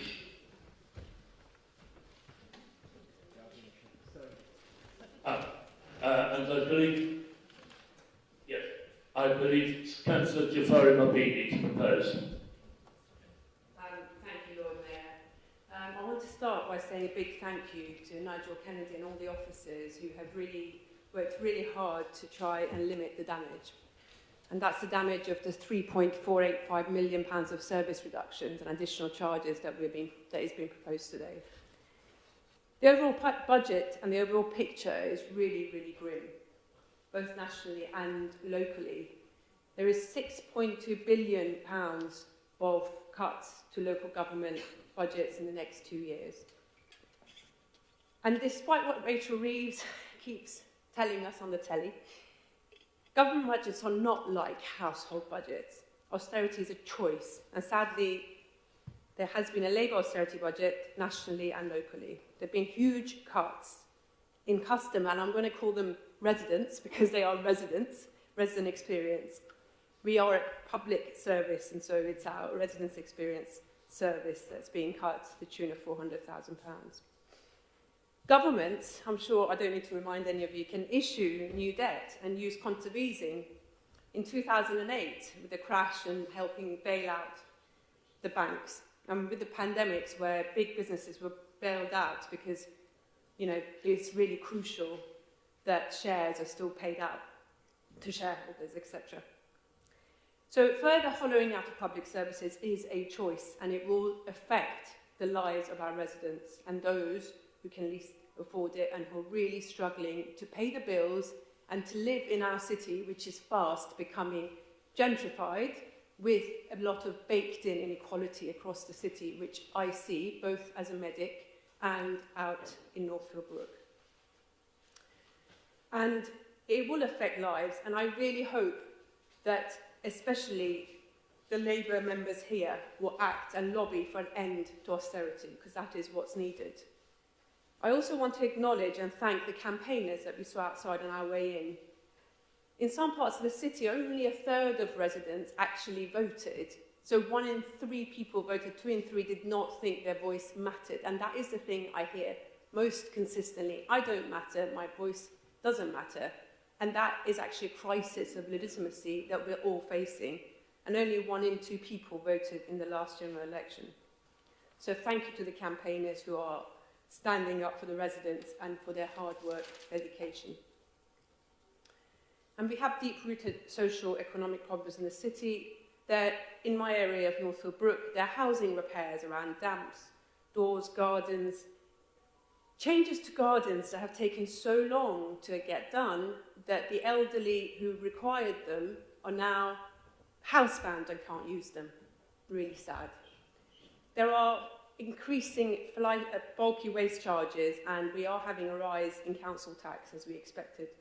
There is a lot of unhappiness in some parts of the city, and the Labour administration, and it's really both disappointing and troubling that Labour austerity is being passed down to residents in this way. And in particular, the reason I really think it's important that we're trying to get the basics done well. And that is at the heart of what we've proposed, which is around the resident experience, because so many people, the elderly, those for whom English is not a second language, lots of migrant communities, those who actually can't afford lots of devices, already complain that their experience of the city council is that the city council is remote. It's really hard to get an answer from people. It's really hard to get a straightforward answer or to get their issue resolved, and we cannot ignore that. And these cuts are only going to make things worse, not better. If digitalisation was introduced, not because of cuts, but because it was needed and in a way that was much more sustainable, I can see that it has a role to play, but not in the dramatic way that it's being introduced here. And that is a large portion of the savings that we're taking back and we're suggesting that we put back in our frontline services. And this is also the reason that we are suggesting that we're proposing that we are removing the cuts to the advice centres, which are a real lifeline to those who are absolutely most vulnerable.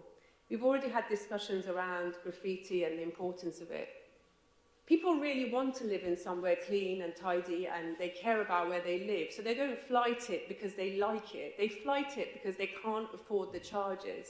And I've already been told that there's no evidence that the increase in fly tipping charges has made a difference to the overall number of amount of fly tipping. But that is because when people know there's a charge, they just try and somehow get rid of it. And that affects the look of the place people are living. It affects the paths, the green spaces that people are living in. And that is why we are suggesting that those residents who are most hard up across the most deprived parts of the city, that we give them a break with the fly tipping amnesty 3 times a year.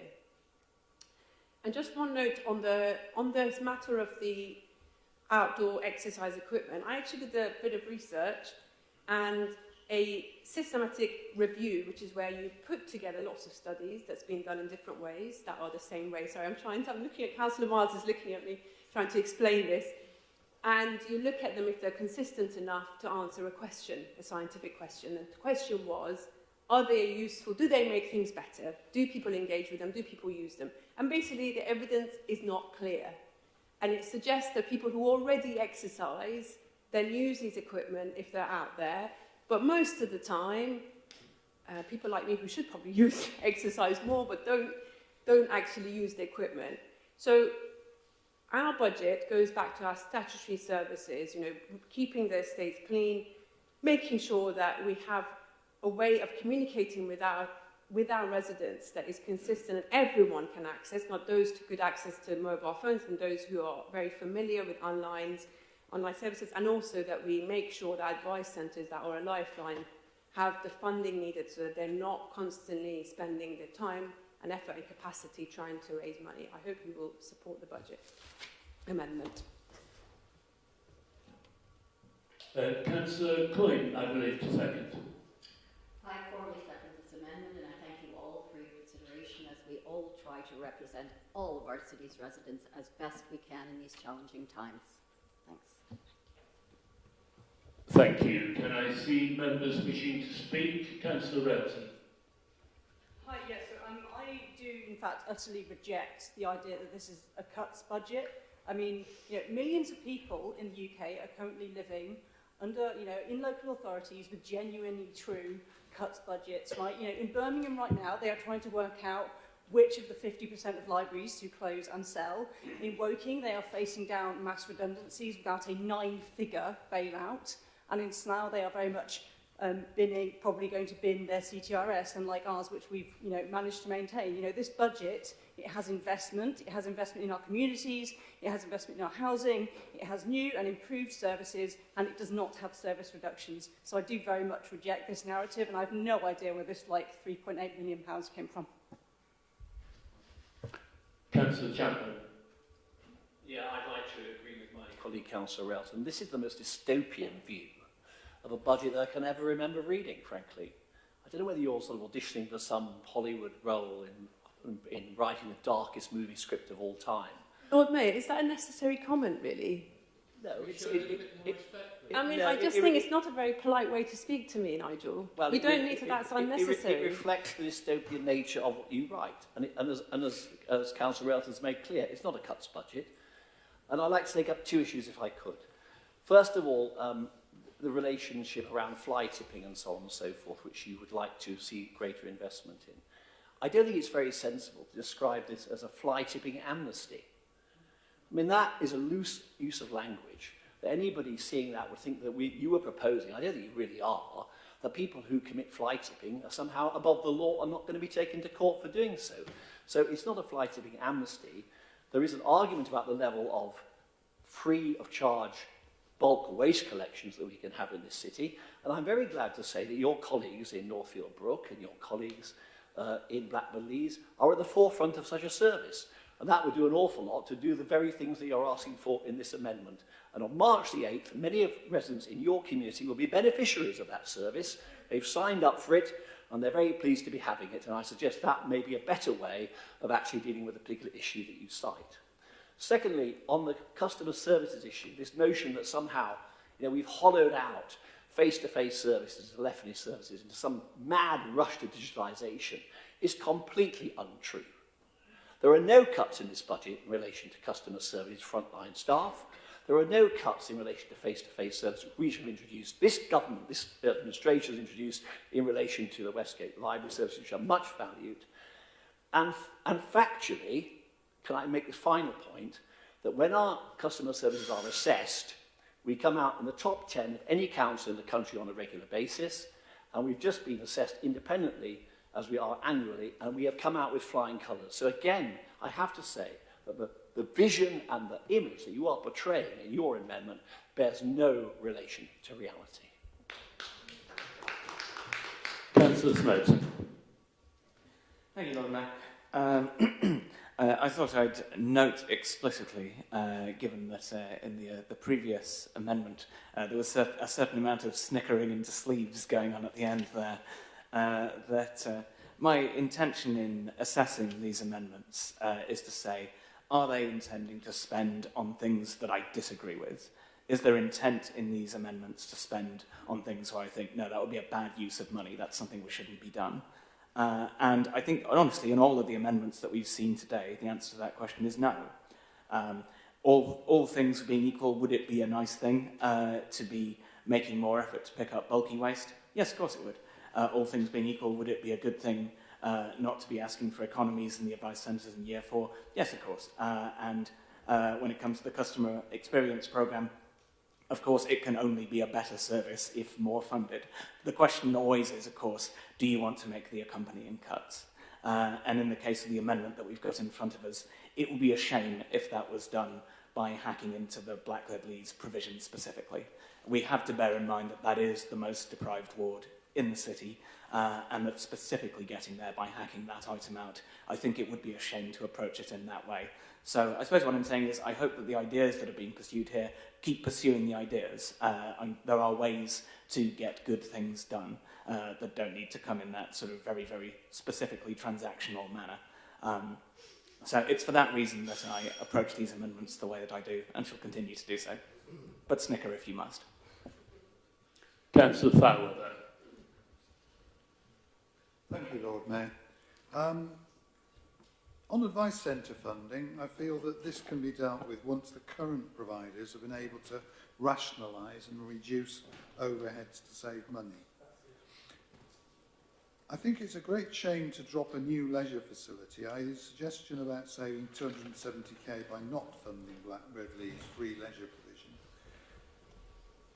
Blackbird Leys is one of the most deprived areas of the city and needs this encouragement for people to use the leisure centre and keep and get fit. I base my comments on the outdoor gym reduction on the one in Sunnymead Park, which I observe regularly, although I must confess I don't use it. Outdoor gyms are a very useful and used facility for those people who don't want to or cannot use leisure centres for a variety of reasons and really do need to be kept in good condition. For those reasons, I will not be supporting this amendment. Councillor Renner. Yeah, I think this amendment's about equality and justice for across the city. So mainly it's about people that are most socially deprived. So it's a bit unfair that we pick on that. We've had previous budgets. Obviously, we have them every year. And previously, it's been about which government's been in charge and who's been in power and what money we have. This time we've got a Labour administration here, we've got a Labour government, but this administration doesn't trust the Labour government to give them any more money. So that's why, although they haven't spent any more money, they haven't made any straightforward cuts, but they're not willing to go the extra mile after, what's it now, 15 years when austerity first started. So maybe they need to speak up to the powers that be, that maybe just loosen the strings a little bit, because this city is divided into the haves and the have-nots, and the have-nots are really suffering at the moment. And the budget and the things that the budget amendment alludes to is trying to make it a fairer place for everybody. And going on to about the waste collection, where we have been given money, we've given about, I think, 1.8 million towards recycling and waste. And we chose as well this time, in the budget amendment that I supported, as well as the administration, to put that in towards national insurance, which the Labour government put in. So that is a choice. That could have been to clean up, help people with waste disposal, and encourage people to dispose of waste properly and give them an incentive to recycle properly. So the budget amendment is targeting the worst off in our society, and it should be treated in that manner to make this city an equal city for all. At the moment, the budgets that we have are not doing that. So I applaud this budget amendment because it's trying to make the city a better balance for everybody. Councillor Miles. Thank you.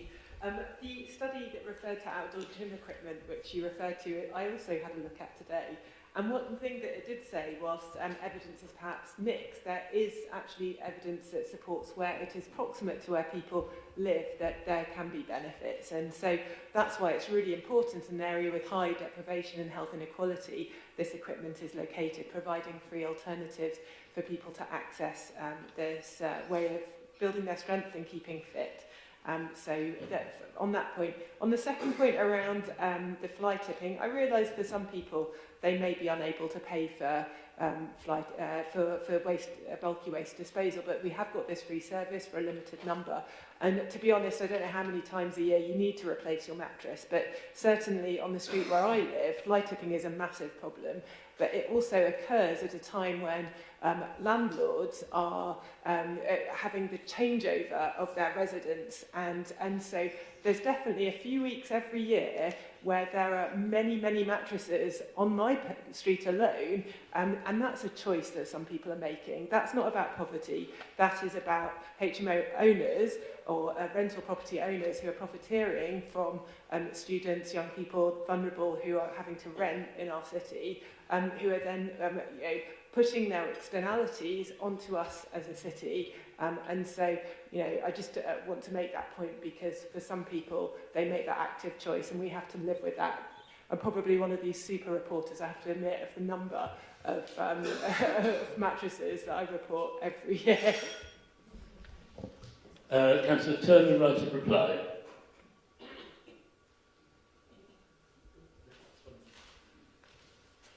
Oh, yeah, thanks.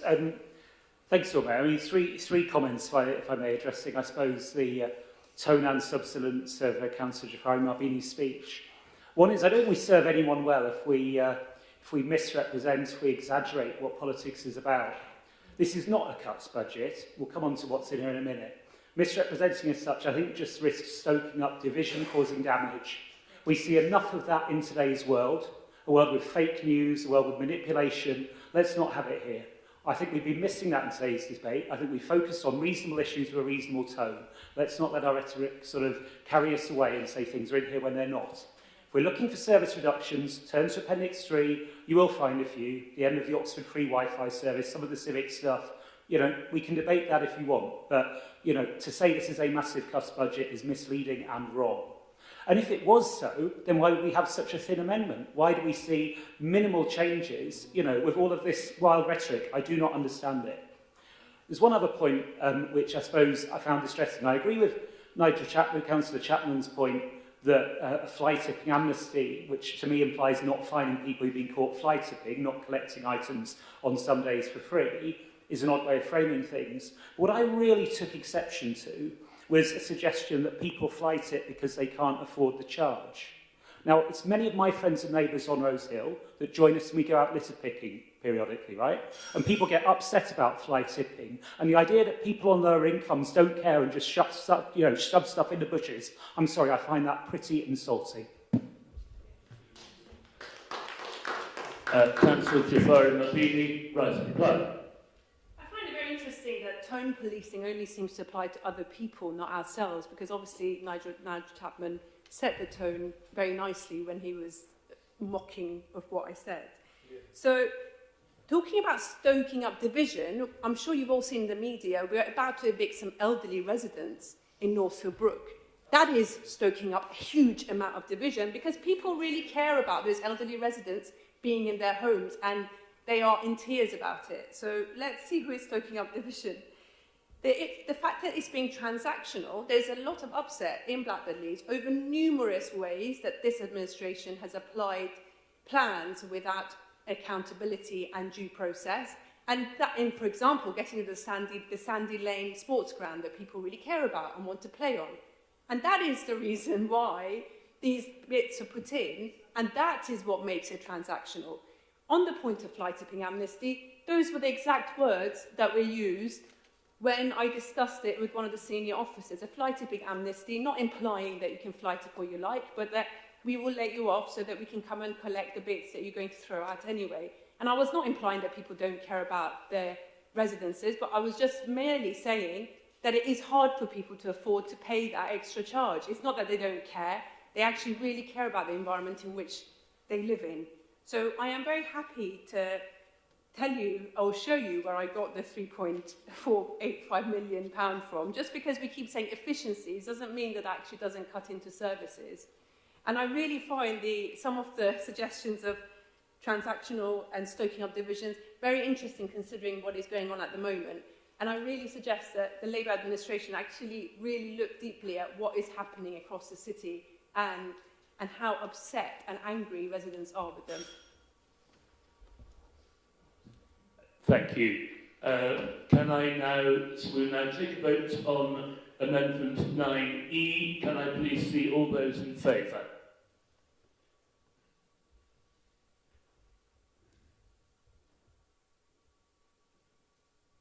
All those against?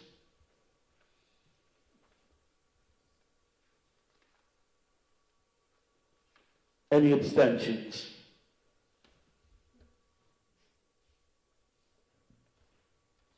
Thank you. The amendment falls. We will now take a break until 7:30. This is a chance for any individual amendments need to be with officers by 7:15, please.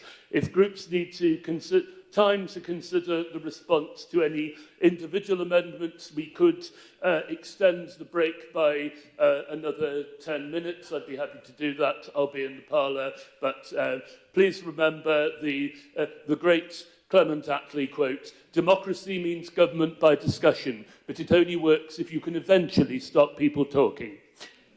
See you soon.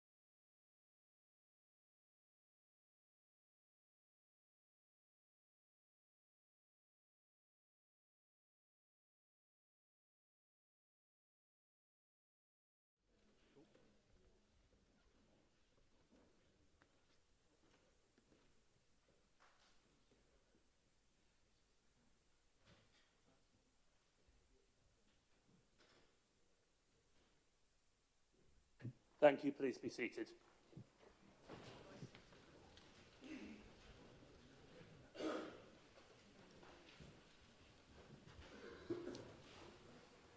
Thank you, everybody. We return to item 9, consideration of individual amendments, and I'm going to seek guidance with officers here because I don't have the amendments before me. Right. There's an amendment that is being circulated. Does everybody have one?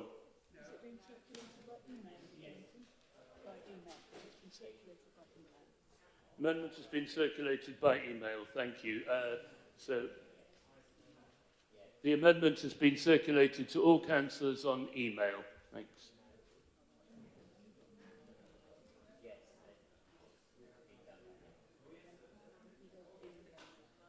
Hard copies are also being prepared, I'm told. I suggest, does everybody have access to the... thank you, Tiago.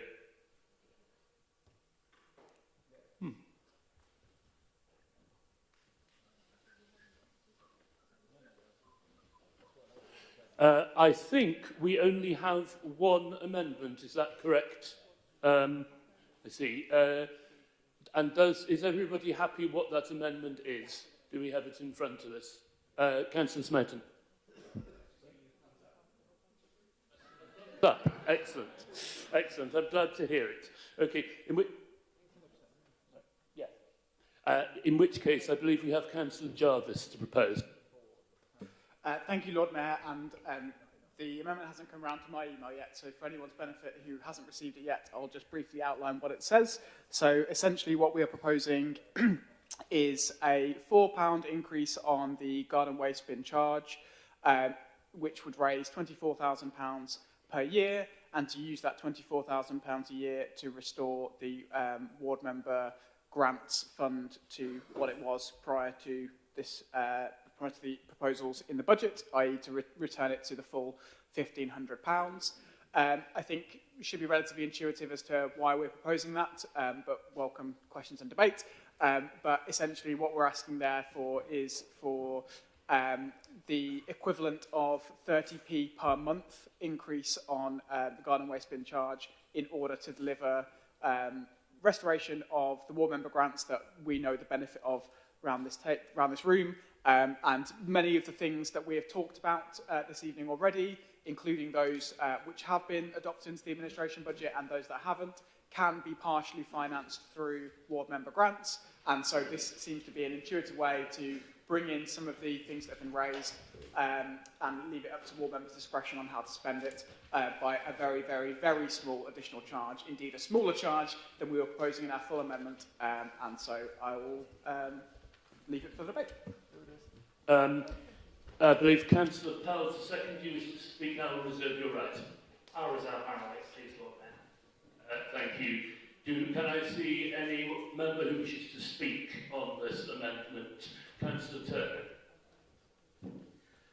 Yeah, thanks, Lord Mayor. I mean, in truth, thinking about this one afresh, I think it's fairly finely balanced because obviously the garden waste bins are something people have to pay for. That's money people that have that service do need to find.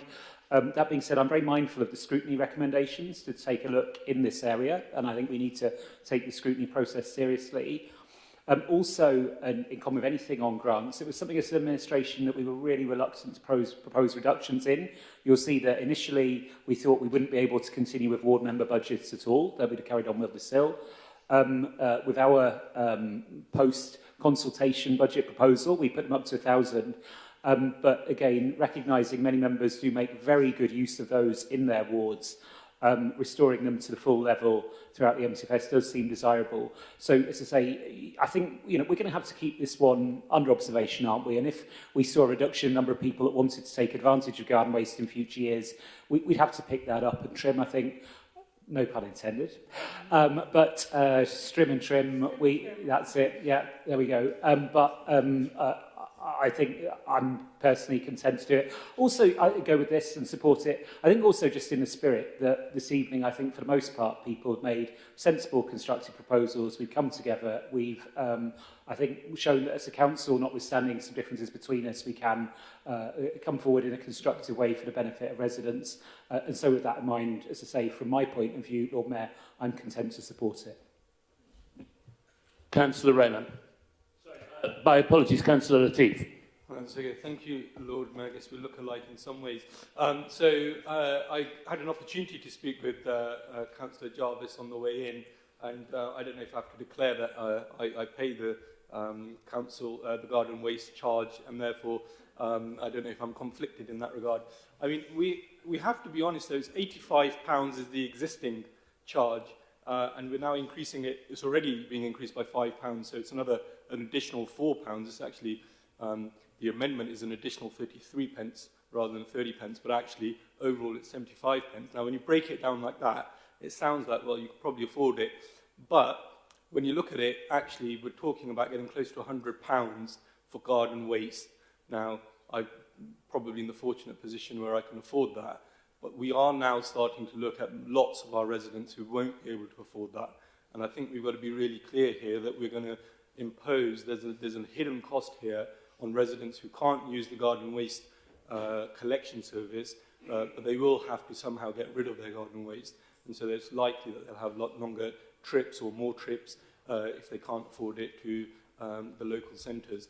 The other thing just to bear in mind is I don't know that the council award budget gets spent in full across all 24 wards and the 48 members every year. And the likelihood is that actually there's probably an underspend in many years, and probably what happens is as election time looms, that the budget gets spent to a greater extent. So I don't know that there's a convincing case for the ward member budget to be increased. And again, I'm minded that it's likely that that will be in the year before an election cycle, and I don't think the optics of that are great, especially when we're increasing the charge by over 10% for potentially people who definitely can't afford it. Thank you. Councillor Smoten. Thank you, Lord Mayor. I'd largely echo Councillor Turner's sentiments on this one. I think it is a finely balanced thing. I think it's a net good. I'd just also stress the fact that this is optional, that one is not obliged to purchase a garden waste bin. And also that when one considers which of the properties which are the most likely to need one, then it is the places with the largest gardens that are most likely to have that sort of stress on the waste stream and the desire for the extra container. So in that respect, I'm not too alarmed when it comes to the affordability aspect here. So on that, I believe I shall vote in favour. Thank you. Thank you. Councillor Mkonde. Yes, I just want to support the sentiments by Chris and Councillor Turner here, and just to break it down from £100, because when you say £100, it looks like, you know, a big amount of money in sense of it's a service. So I would break it down to just say probably it's an average of £2 a week. Thank you. Councillor Rennan. Yeah, it's Councillor Rennan this time. I'm not surprisingly, I agree with Councillor Latif. In the main budgets, we've had some graffiti removed. We've had talks about fly tipping. What's the consequence? If I don't have a garden bin, because I can't afford it, I'll probably let my hedge grow. So when we talk about the optics of how our city looks, we'll have overgrown hedges where people will cut them less because they can't, excuse me. So we have to be careful how we do this. We talk about recycling, environment-friendly strategies, so I really think it's important that we encourage, not discourage people from recycling themselves. So with the bins at home, they recycle themselves. With, you know, like I said, I'll go back to when we had the stuff about the graffiti, which I totally agree with. You know, a little bit of tagging becomes a lot of tagging, so a lot of overgrown hedges, I should say, becomes a lot of overgrown hedges, and the whole thing looks kind of unsightly, let's say that. And lots of people, as I disagree with Councillor Smoten, lots of people have lovely small gardens and they like to keep them. It's not about large gardens. People that have large gardens probably would need 3 bins, but the 1 bin would do generally. A small garden. In lots of estates that we have, people are very proud of their homes and their gardens, actually more so than people that can afford gardens. So again, you're hitting the common man again. Sorry about that. Councillor Jafari Mabini. This is a question for the proposer or someone with like a gardening hat on. I'm sorry, I just don't know about gardens. So what questions are? What's the average sized garden in the city?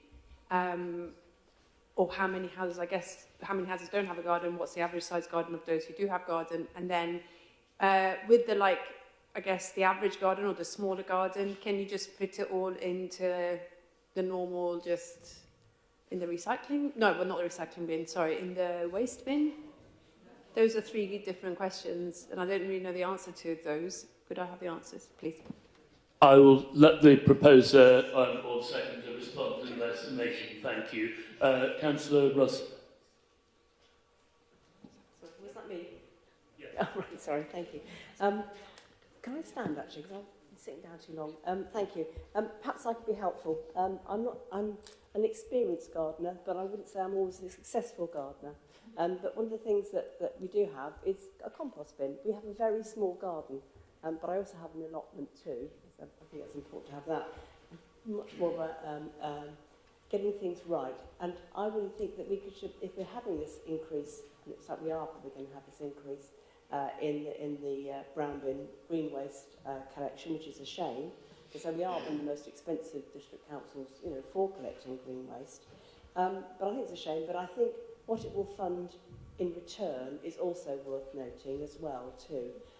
But if you have a small garden and you want some help about how to set up a compost, I can come and show you very easily, and how cheaply you can do it as well too. You haven't got to buy a composter bin. You can actually make one very, very easily.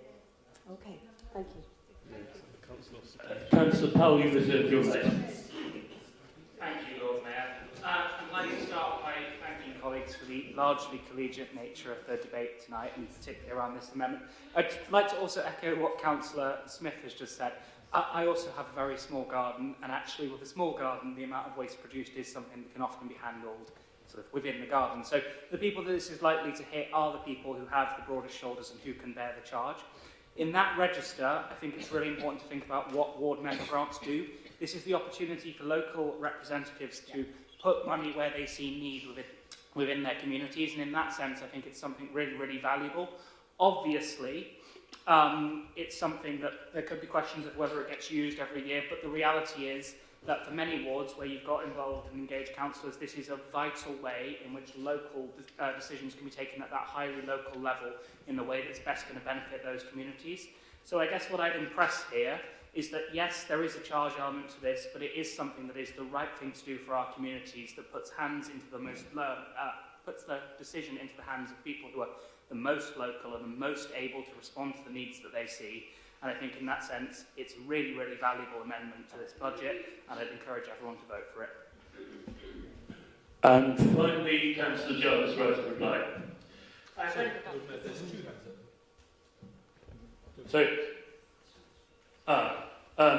I apologise, councillors, but we had gone into the summation on the amendment. Councillor Jarvis, right to reply. Thank you, Lord Mayor. So just to pick up a few of the points that have been raised in the debate. Councillor Turner mentioned that one of the things we need to bear in mind is whether this leads to a reduced usage in the scheme and therefore has a knock-on impact on income. One of the reasons why Budget Review Group recommended this increase and why we included it in our initial amendment and this one was because previous increases have not led to a reduction in use, so we've been relatively prudent and we've assumed this is a service that will have the same level of elasticity of demand in future. Various points were made about whether this will price people out being able to use the scheme and that having various other impacts. The point that I'd make on that is that we're specifically looking at the non-concessionary rate increase here. We're not looking at the concessionary rate increase, and indeed in previous budgets we've submitted an amendment to not increase the concessionary rate because we think that's important. So we're specifically targeting those who are not on the lowest incomes, and hopefully that will assuage colleagues' concerns. I'm afraid I don't have the answers to the question as to what is the average size garden, how many houses don't have gardens, and can various size gardens fit in people's bins. I would defer to officers and their expertise on those questions. But hopefully that won't stop people voting for this amendment, and not lose sight of the fact that the reason why we've submitted this is specifically so that we can reinstate the ward member grants and the brilliant work that councillors have been doing to take really important decisions where there isn't funding available elsewhere to help finance great community projects and infrastructure and so on, which I think we all value. So I'd encourage everyone to vote for the amendment. Thank you. Amendment in the name of Councillor Jarvis. Can I see all those in favour, please show?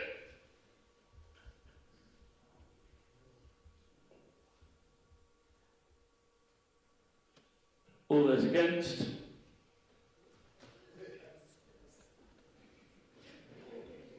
And any abstentions? But thank you, the amendment is carried. That being the end of the amendments, we now have up to 30 minutes for debate on the main motion, including, I believe, Councillor Brown, you reserved your right and a right of reply from Councillor Turner. So, can I see members wishing to speak? Councillor Linda Smith, Councillor Munkonge, Councillor Ros Smith, Councillor Altaf Khan. Yes, Councillor Linda Smith. Thank you, Lord Mayor. I'd like to support this budget for what it does to improve housing and support communities in this city. Our budget proposals include funding to build 1,275 new council homes over the next 8 years and buy a further 283, taking the number of council homes up to almost 9,500. We'll also be making a major investment in upgrading our existing council homes, including £49 million on safety and compliance works, £84 million in the fabric of properties, including new kitchens and bathrooms, and £30 million towards energy efficiency targets, which will help make the homes warmer and reduce energy use for tenants. The new Labour government has allocated as an extra £600,000 for homelessness prevention work, and we will be putting this to good use, increasing the number of staff we have working with residents to prevent homelessness. We'll be expanding our rent guarantee scheme. We'll be expanding services for people fleeing domestic abuse and providing more housing first solutions to homelessness, where we help people into secure tenancies with flexible, individualised wraparound support in place to help them leave rough sleeping behind for good. And this is a budget which supports our communities. It maintains funding at current levels for our advice centres for the next 3 years. It maintains current levels of funding for our small grants programme and the Big Ideas voluntary sector grants programme. And it's also a great budget for Blackbird Lees, reflecting the priorities of the Lees residents that I speak to, with extra money for street cleaning, litter picking, graffiti removal, extra verge cutting to pick up where the County Council has let people down, £15,000 for new mobile goal posts on Blackbird Lees Park to support the brilliant Blackbirds FC and the work they do with local girls and boys, and 150k plus some money to work up proposals and consult with residents on a new facility for Blackbird Lees, which could be a splash park, a multi-use games area, or a skate park, really depending on what residents want. And I can't wait to get out and talk to people about what it is they want to see. And I think people will be shocked to hear that a Leeds councillor voted not to fund that proposal this evening. Thank you. Councillor Munkonge. Thank you. I'll be supporting this budget. As my colleague Linda's mentioned, it contains a lot of good things. Before I mention some of them, I just want to encourage members to read a statement from our Section 1 officer, Section 25, and it's under the Local Government Act. That statement is very important because it independently mentions about the robustness of our finance segments, the calculations, and how we set the budget. In this budget, there's good things, as I said before, and I support it wholeheartedly. Things like outdoor gym equipment. If you read our survey from our residents, they've got 85 satisfaction rate of using our parks. Contains new Lena bike park, as already mentioned, new splash park in Inks Park, and more importantly, freezing pitch higher fees for grassroots teams. That's quite important because we have had feedback from our sports teams. Also, the maintaining of our award-winning Youth Ambition Service, that is quite critical, important, supporting our young people. So I'll be supporting this budget and I encourage everybody in the room to support it. Thank you. Councillor Rod-Smith. Thank you. Ed Turner said earlier this evening that is encouraged actually by that we have more in common than uncommon, and I'd agree with that sentiment, having got to the end of, hopefully towards the end of our debate this evening. But I think there is one thing that we can also agree on that hasn't been mentioned this evening, but I have mentioned when I've done budget speeches in previous years, and that council tax is a regressive tax. Now, I, for one, I'm sure with many other colleagues across on the other bunches, was pleased to see a Labour government go in last year, and also to see 72 Lib Dem MPs elected as well, too. It's good, I think there's some cross-party working that will be happening on those benches as well. But I think we do need to see this government have a look at the council tax, which is such a regressive tax. It really is. It does hit the poorest that we've got in our city, and it is unfair. So let's hope that's one thing that this government will look at as well, besides the devolution that we're also going to be looking at as well in years to come, probably sooner than we think, in fact. This I'd like to end now with my speech, but to say I will be supporting the amended budget as it is this evening. Thank you, Lord Mayor. Councillor Altaf-Khan. Thank you, Lord Mayor. Early on has been said, and as my colleague mentioned as well, a lot of common things, and it's been said 99% agreed across the chamber, because it is very barely minimum budget.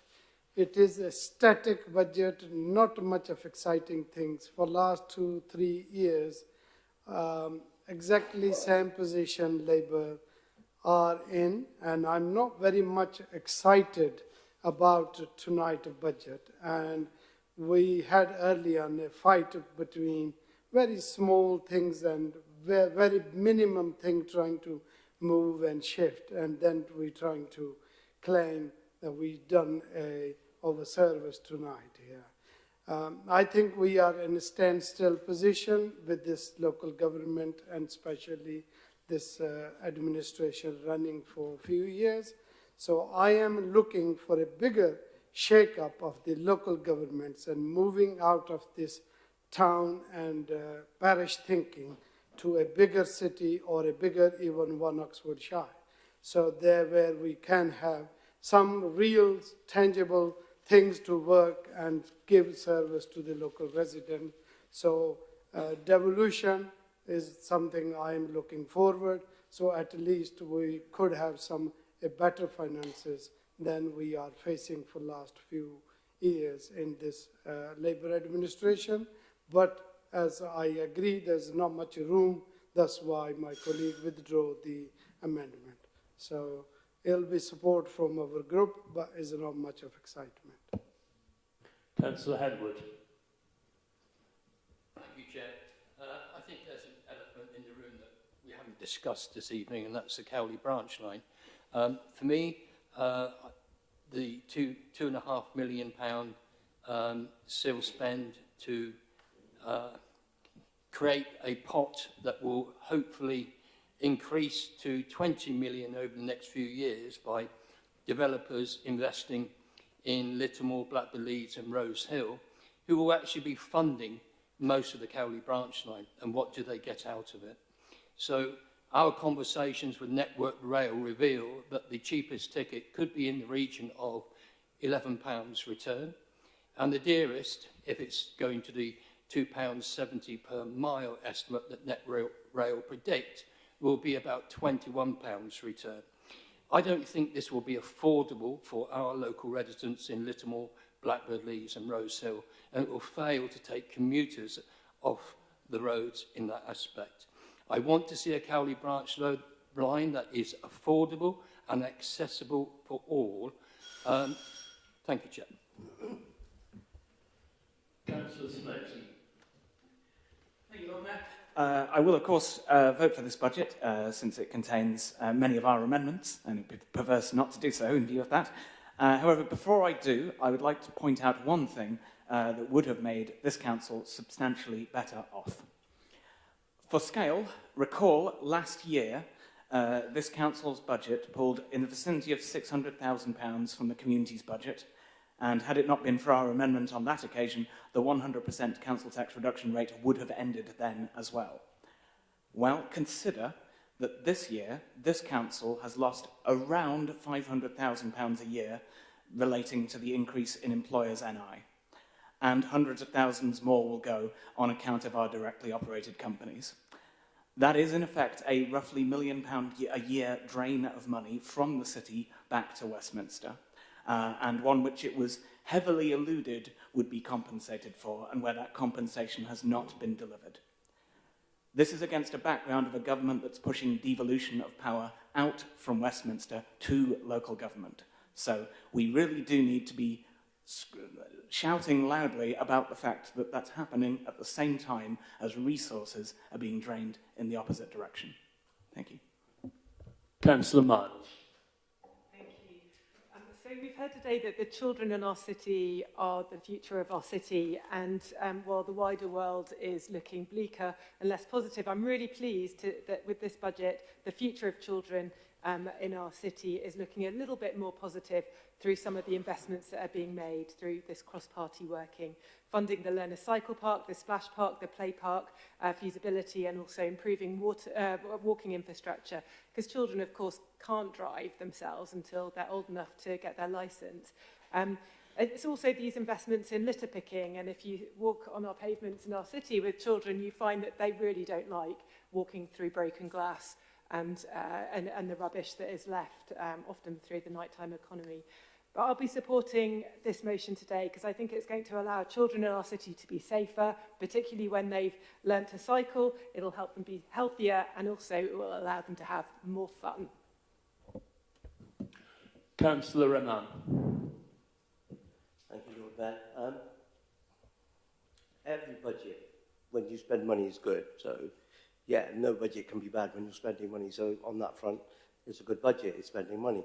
Where the difference is your priorities. I think it doesn't benefit the worst off in our communities the best. So that's why I can't support this budget this time. I think the choices I've made could have been slightly better. It is difficult. Our budget is restrained. However, I think some of the choices could be better. Answering Councillor Khan and Councillor Smoten, well, I think we've already got coalition of chaos in the county. We've almost got it here. So roll on devolution. We're already spending money in the budget.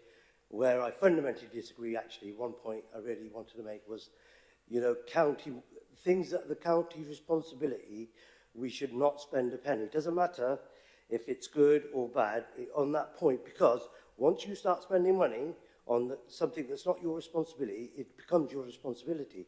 On one hand, we cannot say that we're short of funds, we're tight of funds because we don't have enough to do what we want, so we're making a fist of what we have. And on the other hand, we're doing the duty of another body. You know, that doesn't wash with people, and it shouldn't be the case. So therefore, I supported, I think the grass cutting should be, thank you, it should be long, you know, it should be many more times in the year. However, it's not our responsibility, and when we're cutting back costs where we're responsible for, we shouldn't be taking as authority. So I said to Councillor Khan, don't worry, devolution is coming. We're doing the county's work at the moment, so there'll be no change when it comes. Councillor Hollingsworth. Thank you very much. Just to start with, everyone's making a comment on devolution. I am very much looking forward to the huge harm done to this city and this city council in 1974 being put right at last let's see what happens. But turn to what we're actually debating. This budget sets out an aim to expand the range and scale of events, build partnerships, build expertise and capacity, to learn what works and not to be afraid to try things out which show us what sort of events don't work. And this is about moving away from being a small-scale sort of reaction body to other people's proposals, to instead being one building partnerships that expand what we see as residents across this city. In the terms of this debate, it's about increasing income to the council and doing so by increasing our spending on staffing for the events team. And this is an important part of making our city an even better place. And it's not just a financial proposal for the City Council, but also for the businesses that are based here and are crucial to the lives of their owners, their customers, and of course their staff.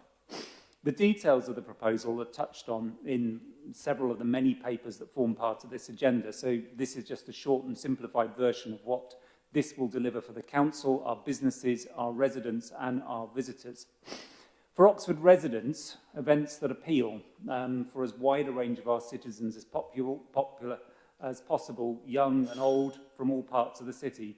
From visitors, to encourage them to come here and to give them a reason to stay for longer, to attend an event, yes, but then to enjoy meals in our cafes and our restaurants, stay the night in our hotels and bed and breakfast, to go and visit our museums and our galleries, to spend money in our shops and markets. This is all about making a principled, exciting change to what it's like to live in this city and to visit this city. And these are all good things that sit behind this budget, and I look forward to seeing the support for it. Councillor Renton. There is a lot to be proud of in this budget. There has been a theme running through about residents' pride in their area. We've got graffiti removal improvements, we've got street cleaning improvements, we've got verge cutting improvements. As Josie pointed out earlier, kids who do not get to vote, but there are quite a lot of things for them in here too. There's an improved free leisure offer across the city as well. The gritting of pavement and cycle paths is something that I do care quite a lot about. I think, where this budget ends up is actually, for the most part, in the NHS and in the sort of like real harm that this does to people's mobility, and actually for the long term as well. As somebody who did recently have a cycle accident and was out of work for 8 weeks, I do hope that, on a slightly more facetious point, I do hope that I think if we do get a very tiny gritter, we do have a competition to name it in proper British style. And there's also, yeah, sorry, Mish. And yes, also another thing close to my heart is bridges, and there is feasibility funding in here for a bridge. However, the thing that I'm actually most proud of in this budget has always been this administration's approach to council housing.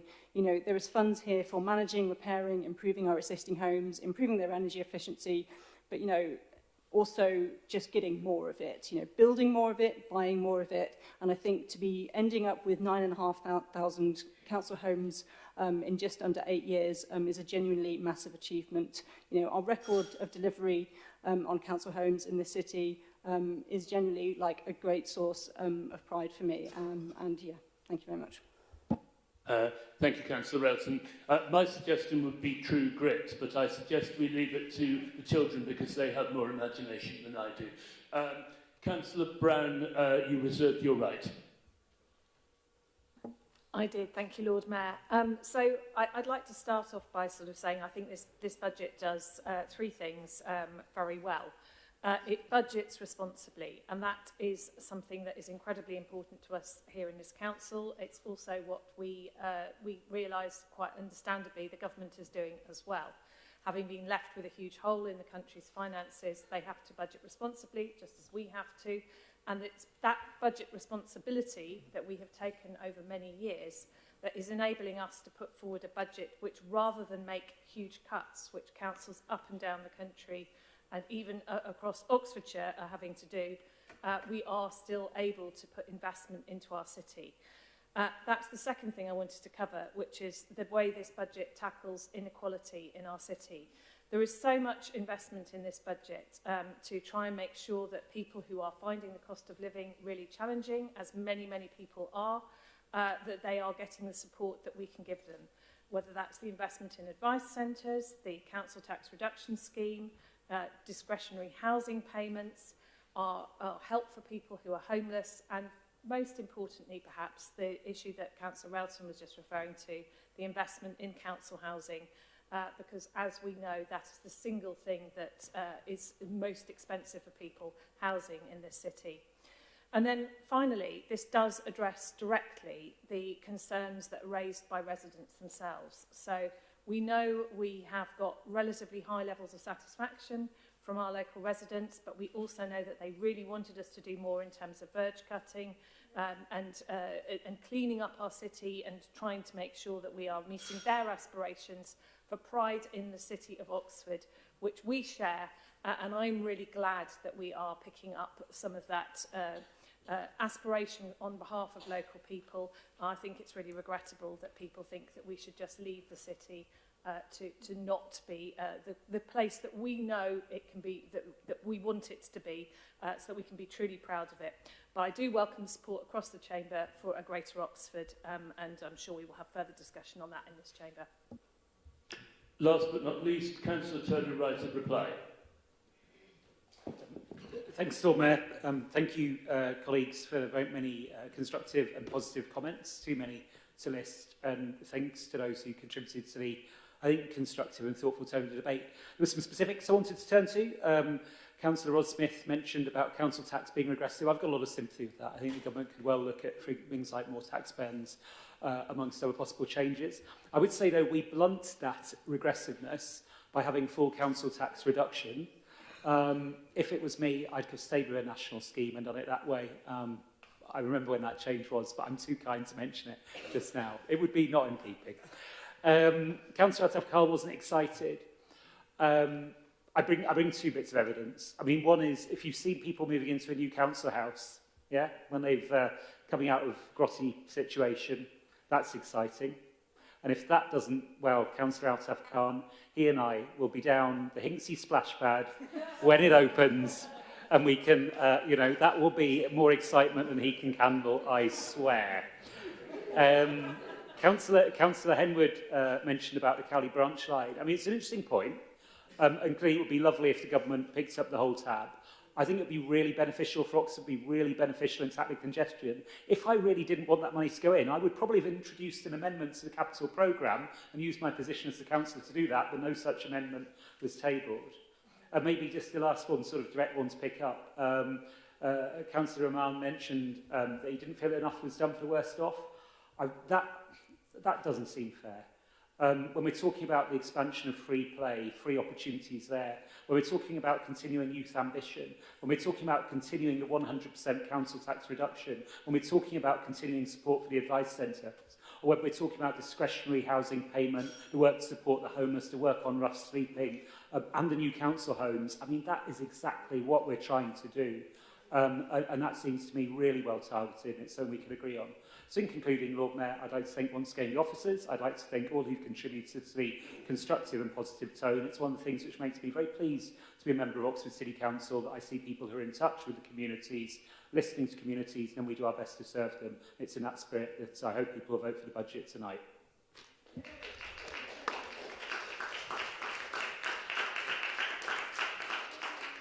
Thank you. We now move to a vote on the budget as tabled with the incorporation of the Labour Group amendment item 9A and the amendment in the name of Councillor Jarvis, which was passed a few minutes ago. We have a named vote, I believe, on this. So, Jonathan, can you please begin? Certainly, Lord Mayor. Councillor Mohammed Altaf-Khan.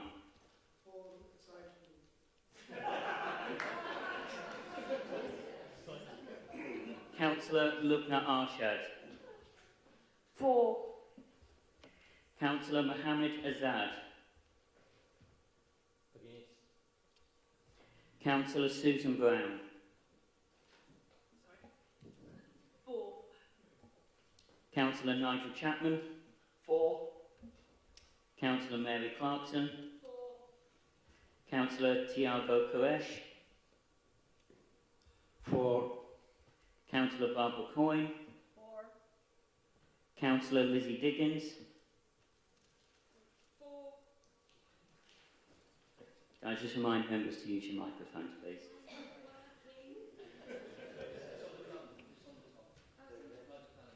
Councillor Hosnia Jafari Marbini. Abstain. Councillor James Fry. For. Councillor Lawrence Fowweather. For. Councillor Andrew Gant. For. Councillor Stephen Goddard. For. Councillor Judith Harley. Abstain. Councillor David Henwood. Abstain. Councillor Alex Hollingsworth. For. Councillor Jemima Hunt. For.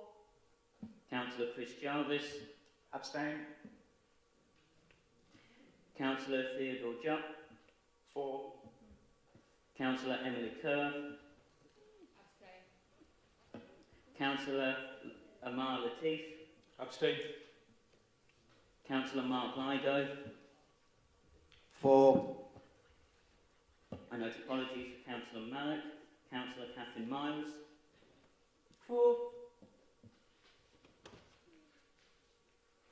Councillor Max Morris. Abstain. Councillor Lois Muddyman. Abstain. Councillor Edward Mundy. Abstain. Councillor Chewy Makonde. For. Councillor Simon Attino. For. Councillor Alex Powell. Abstain. Councillor Susanna Pressel. For. Councillor Asma Kayum. For. Councillor Anna Railton. For. Councillor Rosie Rule. Abstain. Councillor Diane Regisford. Abstain. Councillor Ajaz Rahman. Abstain. Councillor Kate Robinson. Abstain. Councillor Mike Rowley. For. Councillor Joe Sanderson. For. Councillor Linda Smith. For. Councillor Rod Smith. For. Councillor Chris Smelton. For. Councillor Anne Stairs. Abstain. Councillor Ed Turner. For. Councillor Louise Upton. For. Councillor Naomi White. For. And Councillor Ian Yeatman. Abstain.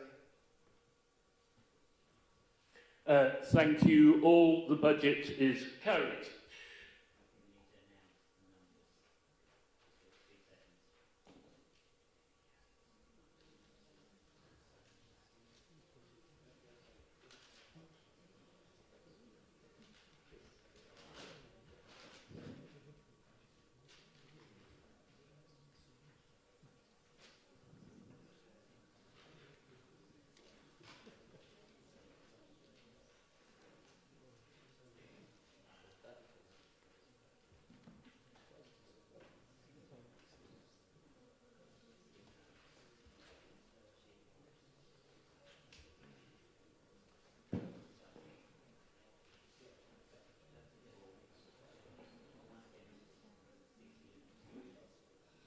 And that was 30 for, 1 against and 16 abstentions.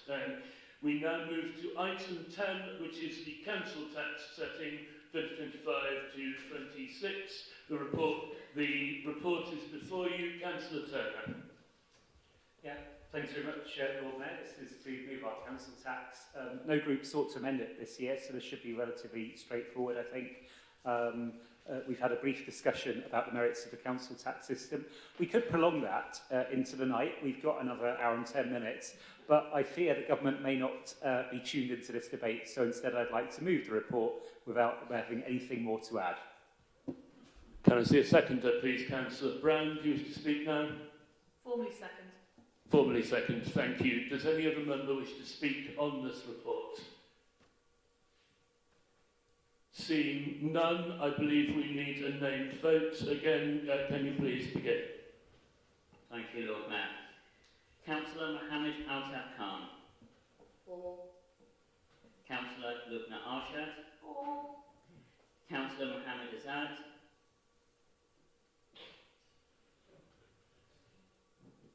Sorry, could you repeat that? Abstain. Thank you.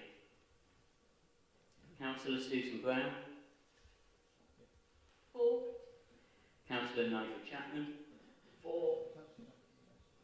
Councillor Mary Clarkson. Councillor Tiago Koresh. For. Councillor Barbara Coyne. For. Councillor Lizzie Diggins. For. Councillor Hosnia Jafari Maldini. For. Councillor James Fry. For. Councillor Lawrence Foweather. For. Councillor Andrew Gant. For. Councillor Stephen Goddard. For. Councillor Judith Harley. Abstain. Councillor David Penwood. Abstain. Councillor Alex Hollingsworth. For. Councillor Jemima Hunt. For. Councillor Chris Jarvis. For. Councillor Theodore Jupp. For. Councillor Emily Kerr. For. Councillor Amar Latif. Abstain. Councillor Mark Ligo. For. I will note apologies from Councillor Malik. Councillor Catherine Miles. For. Councillor Max Morris. For. Councillor Lois Muddyman. For. Councillor Edward Mundy. For. Councillor Chewy Makonde. For. Councillor Simon Attino. For. Councillor Alex Powell. For. Councillor Susanna Pressel. For. Councillor Asma Kayam. Councillor Anna Rowton. Councillor Rosie Rule. Councillor Diane Regisford. For. Councillor H.S. Rahman. Abstain. Councillor Kate Robinson. For. Councillor Mike Rowley. For. Councillor Joe Sanderson. For. Councillor Linda Smith. For. Councillor Rod Smith. For. Councillor Chris Melton. For. Councillor Anne Stairs. For. Councillor Ed Turner. For. Councillor Louise Upton. For. Councillor Naomi White. For. And Councillor Ian Yeatman. For. Thank you. That was carried. The officers will have the numbers for me in a moment.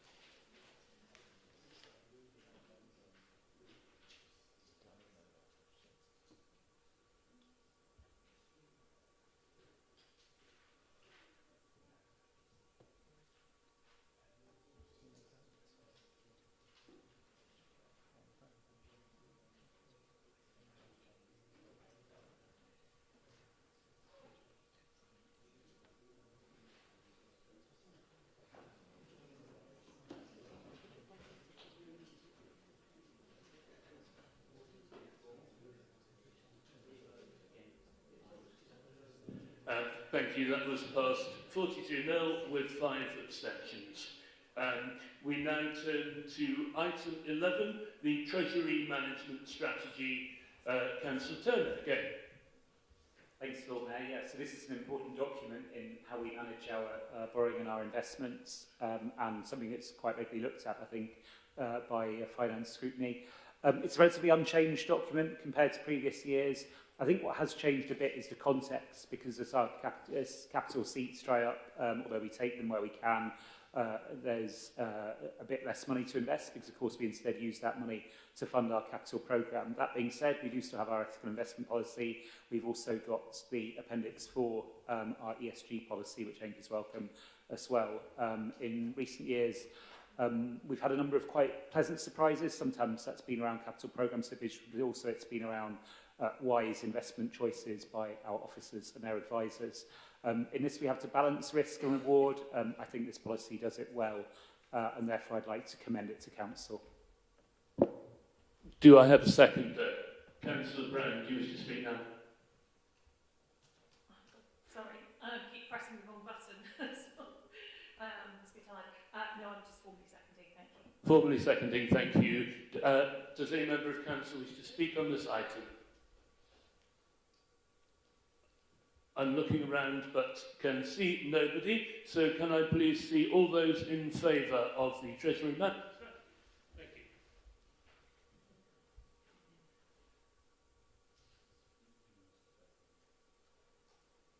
Any against? Mary, you're not voting against, are you? And any abstentions? No, that's unanimous. Thank you very much. Item 12 is the capital strategy, and once again it is the Ed Turner Show. I'm not sure how how I will be remembered for the capital strategy, particularly a largely unchanged capital strategy from last year, Lord Mayor. I mean, it's a big capital programme, over £800 million. It's challenging, involves loans to our companies, of course. You then sometimes have a difficult programme of work to deliver. Sometimes they'll draw them down, sometimes they won't. Lots and lots of investment, and we were talking earlier a little bit about how that benefits our local communities, living wage, also living wage, SMEs and so on. We also talk quite often about the need to try and deliver well. Councillor Fry talks about that in terms of the scrutiny review groups recommendations, and we try and deliver. Obviously there will sometimes be slippage, but we need to try and keep our feet to the fire on that. And one of the conversations we had earlier as well was making sure schemes only go into the capital programme when they're ready to go. So it's an important piece of work. I think the capital strategy does its job, and therefore I'd like to propose it to people tonight, and I've got a good vibe. I think it's going to get through. Do I have a second to Councillor Brown? You do, and I've even managed to hit the right button this time. Thank you. Formally seconded, thank you. Does any member of council wish to speak on this item? Seeing none, can I please see all those in favour of the capital strategy?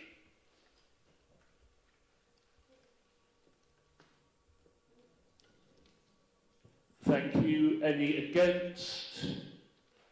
Any abstentions? Abstentions. Thank you. The capital strategy passes, and that is the end of the meeting. Well done, everybody.